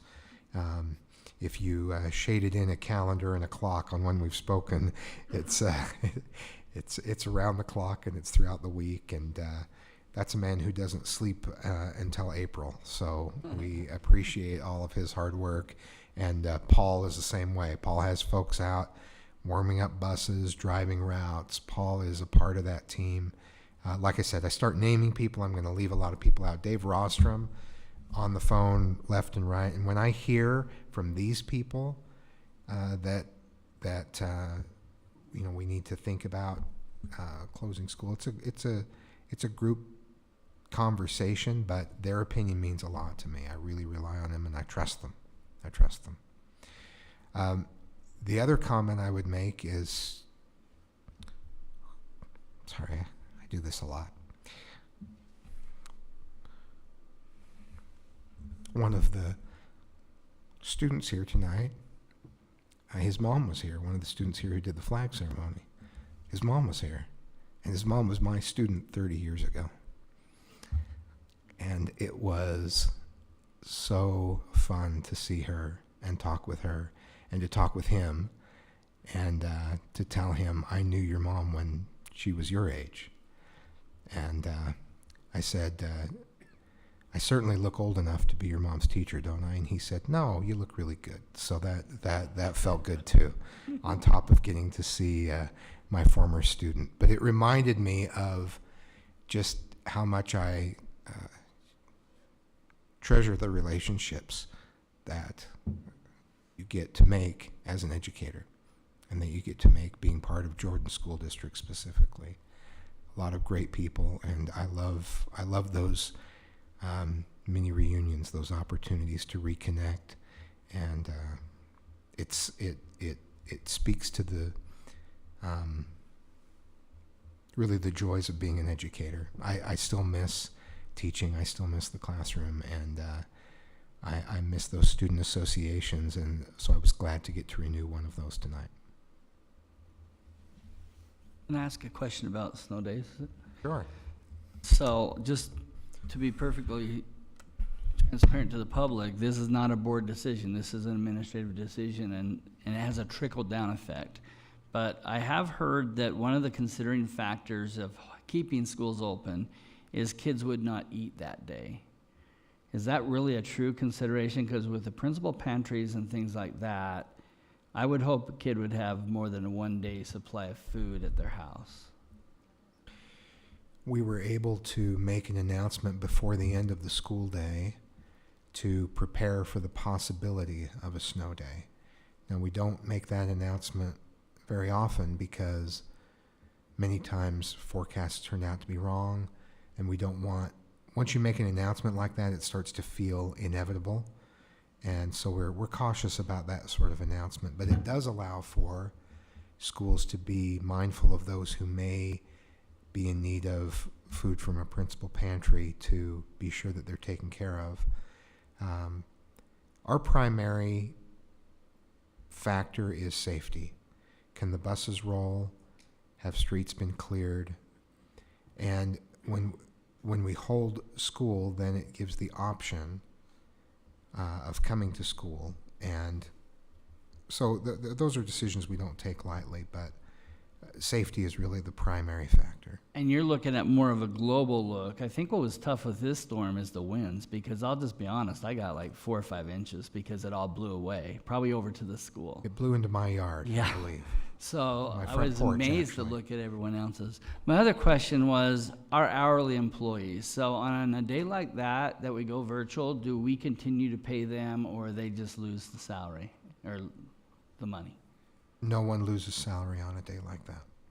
They may work, if you're a part-time hourly employee, you can work those hours on another day. And we make arrangements depending on your job situation. Everyone can earn what we're going to earn. We still pay our substitutes. Even if jobs get canceled, we still pay them because we value the work they do, and we value that they have arranged their lives around providing substituting on that day, so we don't want them to suffer from that decision either.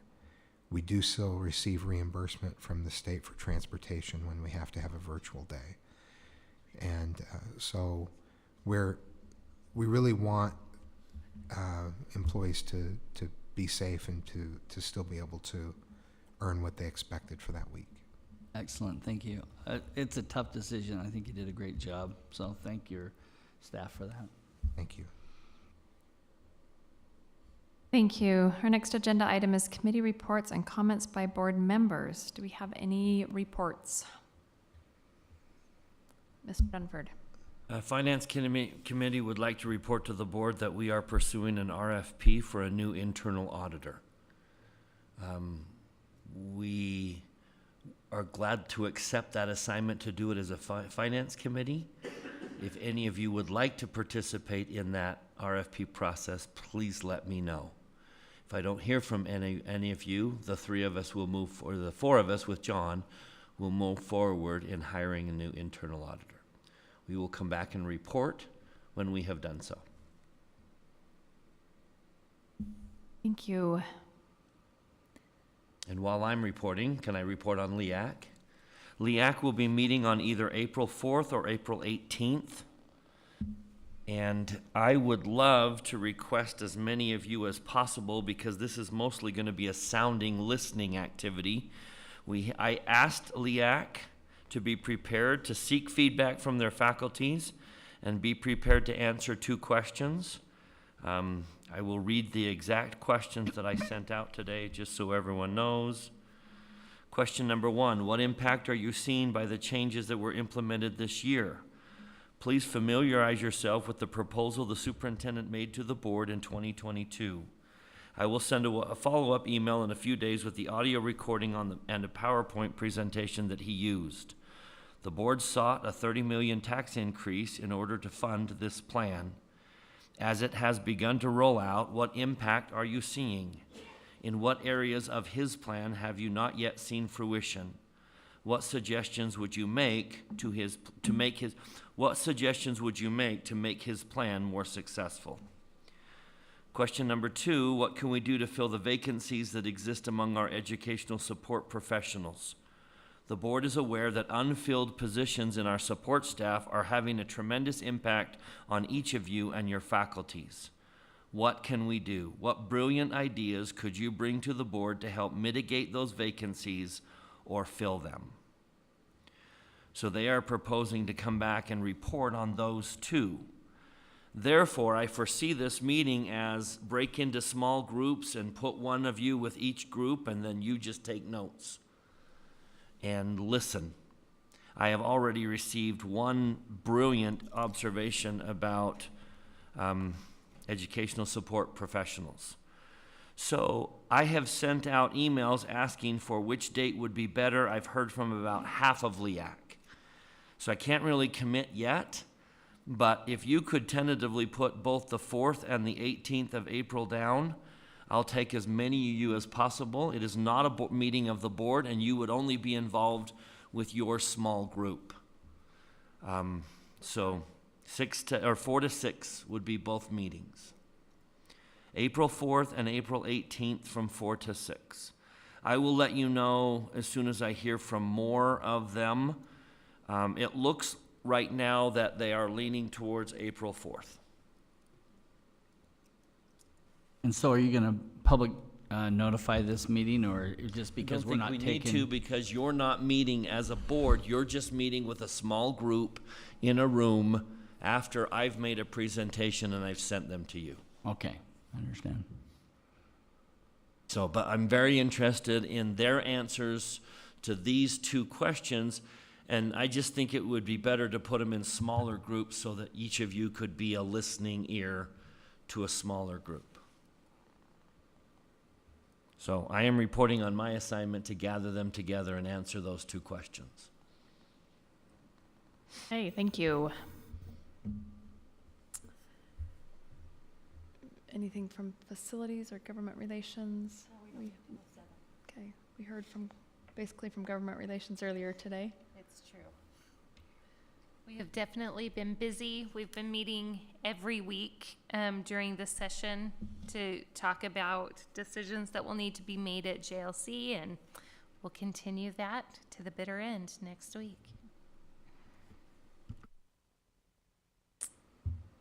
Okay, as we mentioned earlier from USBA, their spring meeting is coming up, I think it's next Wednesday, March 8th. It's in the Sandy office. There's dinner and at 6 o'clock, and they'll be doing a legislative review and then, talking about kind of looking forward to this next year. You should have gotten something in the mail. If you can't make that one, you're welcome to go to any of the others in the state. You can pick which one is most convenient for you. Marilyn has been to the Park City one before.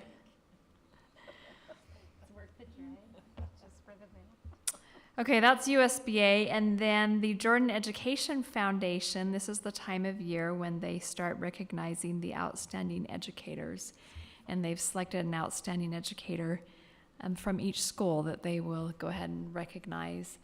And then there's like the top 12, I think it's the top 12, get invited to the banquet, which is... Do you have a schedule for those?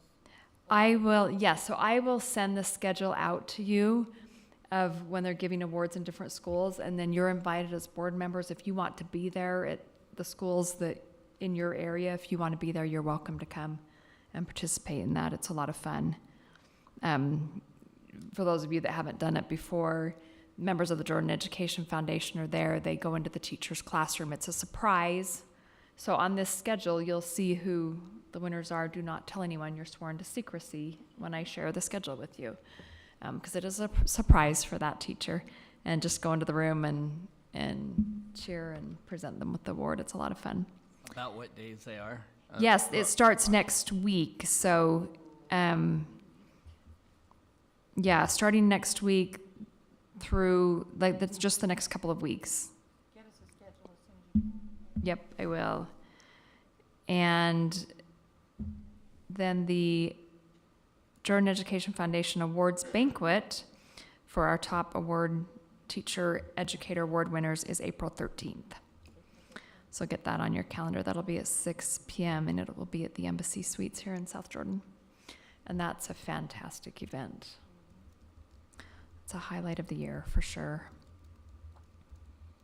And at that, we recognize the top teacher award winners, also the top principal, and then there's scholarship recipient students from each of our high schools. I don't, but I'm guessing 6. And you'll be getting invitations to that too.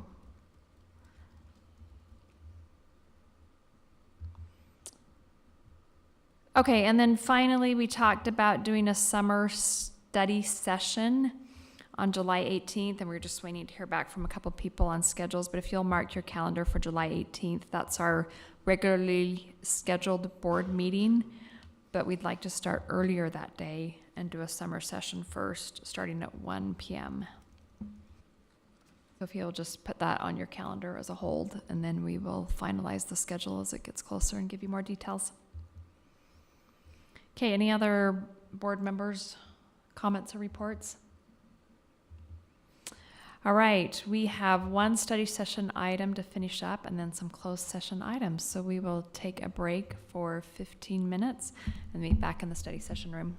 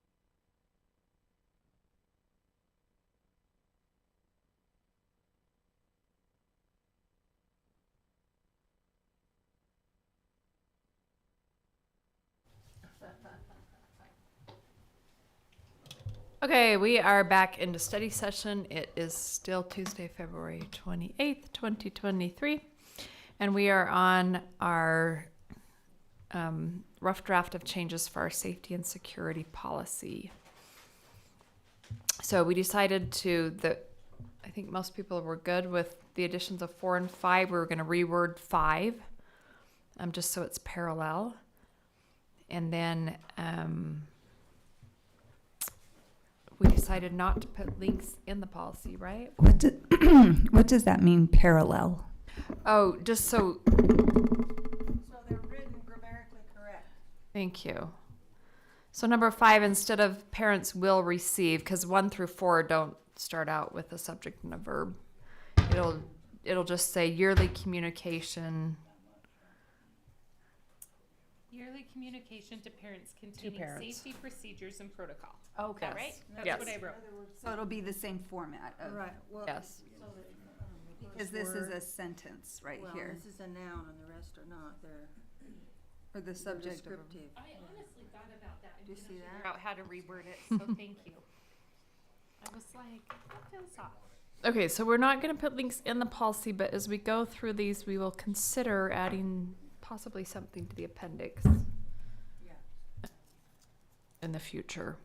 Okay, Brian, you had another question. Yeah.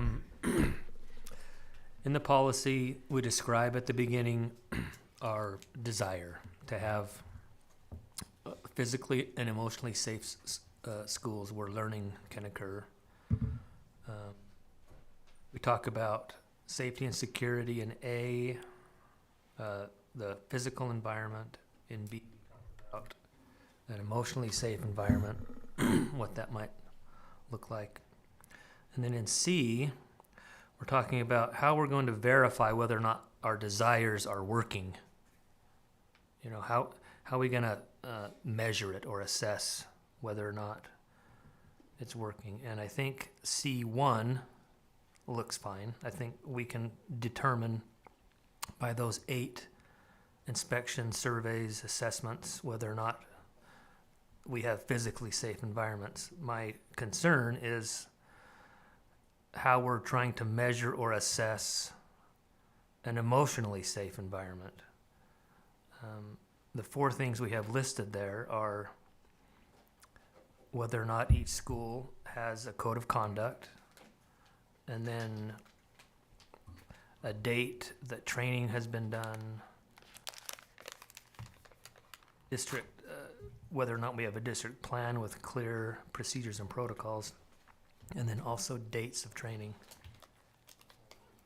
And I don't know if that is sufficient to determine whether or not we're achieving what we want to achieve with an emotionally safe environment. So my question right before we left was, what types of things are we trying to prevent from happening in a school environment with the implementation of our emotionally safe environment policy? The things that came to my mind were, and they're kind of listed in the policy, bullying, we're trying to prevent that from happening. Trying to prevent suicide from happening. Are there other things we're trying to prevent from happening, whether it's a student on the student side or on the teacher administrator side? Or are those kind of the only 2 things? Suicide prevention, bullying prevention, hazing, school violence. Those are the sorts of things I'd say that we're trying to prevent, and we're trying to encourage beyond prevention. We're also trying to encourage connection, sense of belonging. We're preventing racism and harassment, but we're also trying to enhance connection and a sense of belonging. Do we track the occurrences of these types of negative events? I mean, is there a... We do. We know how many we've had? Imperfectly, because that's, we had an investigations training today from a national expert where you try to categorize things appropriately. Things are moving fast, but we do report statistics on some of these categories to the state. So we also have surveys with students that show how they're doing. So we do collect some data on that. Okay, I guess, and I assume that we did have this type of data. So what I was hoping is that maybe I would propose that we look at the type of data that we're collecting and incorporate it in here somehow as a way to measure whether or not this policy is effective in creating a safe emotional environment. You know, if the number of hazings is going up, we're probably doing something incorrectly, but we wouldn't know that because it's not one of our rationale for judging whether it's effective or not. I would just like maybe some hard data associated with the evaluation process of whether or not this. We talked early on, even as we've added resources to the student services, we've talked about how do we measure outcomes as we focused on health and wellness early on. And it's complicated to get a clear read on the impact. It doesn't mean we shouldn't try. That doesn't mean there isn't some data that we can pull together. But, you know, for example, if on another topic, if you find more incidents of suspensions for illegal drugs at a particular school, you might say, well, there's been a real uptick in drug use at that school. Or you might say there's been a real uptick in enforcement and investigation and vigilance.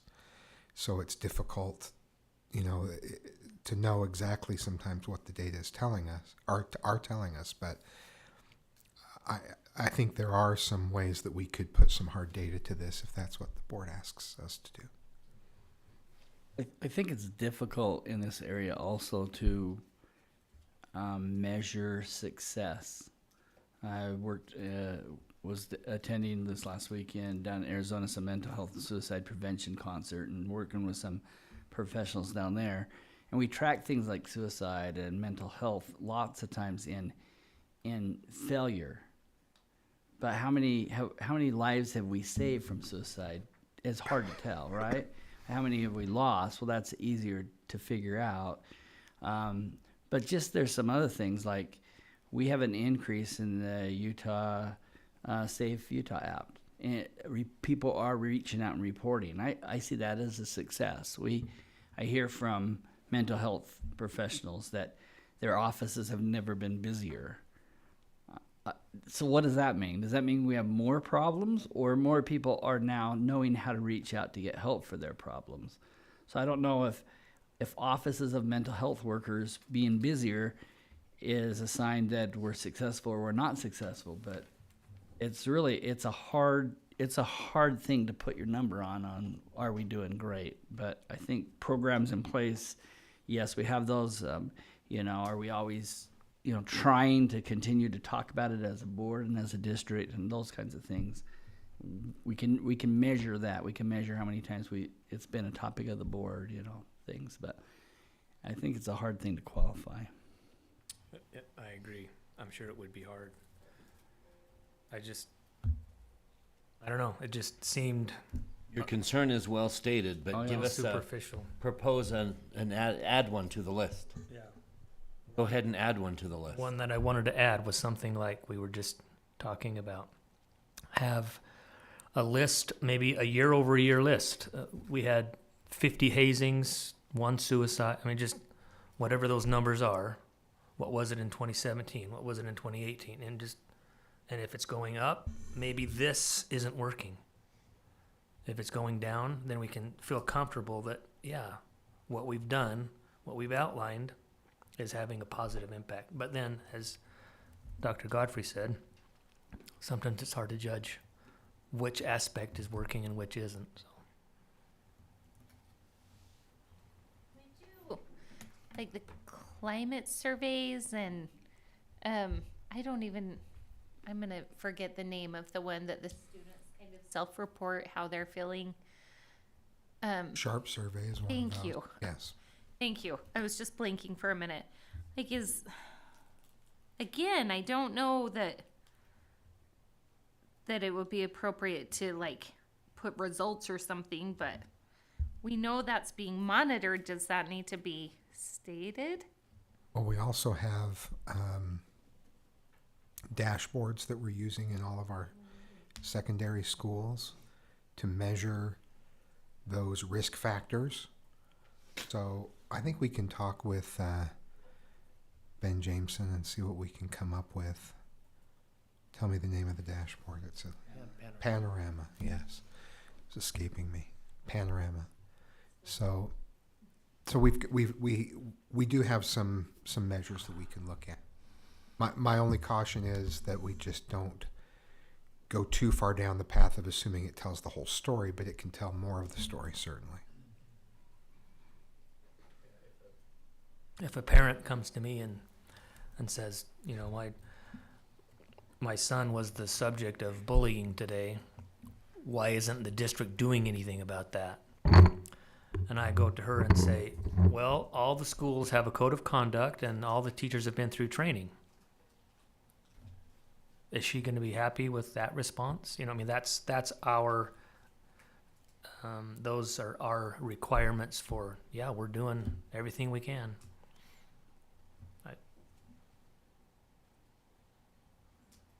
Maybe we're okay. It was just something that stood out to me. To me, it seems like the district handling a bullying incident is kind of like how the state legislature wants to handle, I don't know, library review policy. I think that kind of situation, it is better on the lowest level, like the school level. And she can always, or if it's a mom, the parent can always go and talk to the administration. But even then, the administration can't always disclose everything because of privacy issues. They can't say, well, we suspended this other student, you know. So it is a difficult thing. Well, and I think personally that our administration have enough on their plate. I don't think we should be adding to. They're doing what we've asked them to do. They're following through. Perhaps this could be a brief report on the superintendent's end of the year report or something like that, but not an ongoing bringing the numbers and adding to the responsibilities that they've got enough. That's just my opinion. It was a sizable increase in our spending, though, and so that accountability is important. Let's just see who's interested in adding additional measurements to C2 and exploring that. I've never felt that list adequately is a great measurement, but we've had these discussions so many times and we just go around and around and around, and I would not want to see the board take considerable amount of time doing this same thing. And so I would propose I would like to explore it, but I would propose an ad hoc committee come together and ask that question. This is so difficult to answer that question and put actual metrics on paper to measure wellness in a school.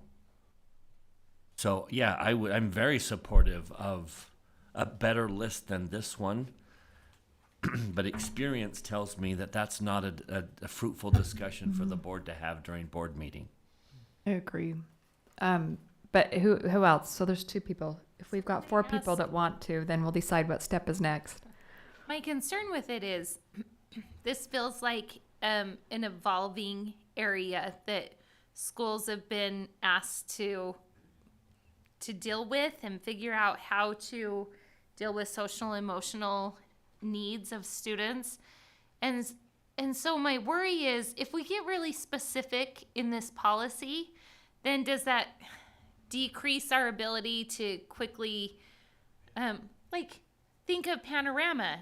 That's only come into our schools since I joined the school board. And yet it's a measure that right now we're using. Who knows how that could evolve? And I worry that if we get too detailed in policy, that kind of limits our ability to try new things and evolve as new opportunities arise. How often is the district plan updated? Because the district plan addresses the mental, social, emotional, and physical well-being of students and employees. It's constantly evaluated and updated, so I don't know that it's on a particular cycle that it's updated. Would you have anything else to add to that? Okay. Is there anyone else who would like to add to C2 and any additional measurement or measurements? I'm neither for or against it, so if others would want to do it, I'm okay. Kind of where I'm at too. Yeah. I think it's worth, maybe ad hoc committee would be nice to join a couple parents in the community or teachers, or like it doesn't have to always be 2 or 3 board members, but maybe a board member could head up. We used to do a lot more focus groups in our district. Maybe that's where we should go with it, because if someone were to bring me back something to add, I'm good with it, but I just don't know what we'd add. I think we should start with having Dr. Godfrey come back and look at what measurements are available and what would be reasonable in this section. So something. Yeah, I just have a question. Well, not a question, a comment. Because the other things, the physical safety, it is more easily measured and assessed. So is it necessary to have the words measured and assessed by these things? Because looking at these things, they don't necessarily measure and assess the emotionally safe environment for the schools, in my opinion, when I think of the words measured and assessed. But they do provide for emotionally safe environment. They set the tone for it, but they're not the things that can measure and assess, in my opinion. A good point, because letter C says evidence of the above will be provided through multiple means. And that's what we're looking for. We're looking for evidence, but that doesn't necessarily have to be something measured and assessed. Well, what I mean is like a code of conduct from each school that doesn't measure or assess the emotionally safe environment of the school. The code of conduct training, that seems, I don't know exactly what's involved in that, but that doesn't seem to measure or assess the safety, like how emotionally safe an environment is. I don't know if I'm making sense in what I'm saying here, but I don't know how those words fit with A, B, C, and D under number 2.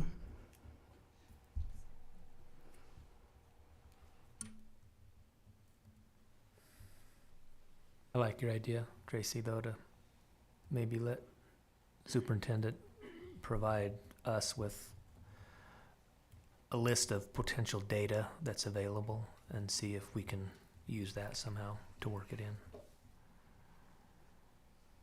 Everyone okay if we do that as the next step? Okay, so no changes to this right now, but we'll ask Dr. Godfrey to come back with potential things that could go into C2 to help provide evidence of emotional safety in our schools. But the changes are okay to move forward at the beginning of the policy, right? So, yes. Okay. Okay, is everyone okay with that direction? Yeah. Dr. Godfrey, any questions? No, thank you.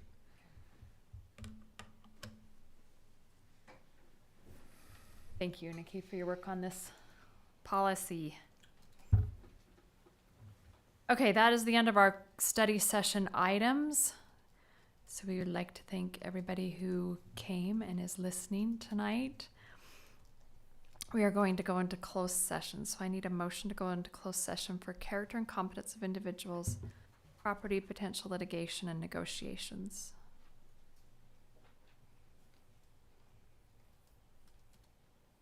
A motion to adjourn to closed session and to go into motion to adjourn to closed session for character competence of individuals, property, potential litigation, negotiations, and security. I'll second. Okay, we have a motion by Mr. Barnett and a second by Ms. Dean to go into closed session, and I'll take a roll call vote. Mr. Dunford. Yes. Mr. Barnett. Yes. Ms. Dean. Yes. Ms. Richards. Yes. Ms. George. Yes. Mr. Robinson. Yes. And Ms. Miller is a yes. So that passes unanimously, and we'll go into closed session.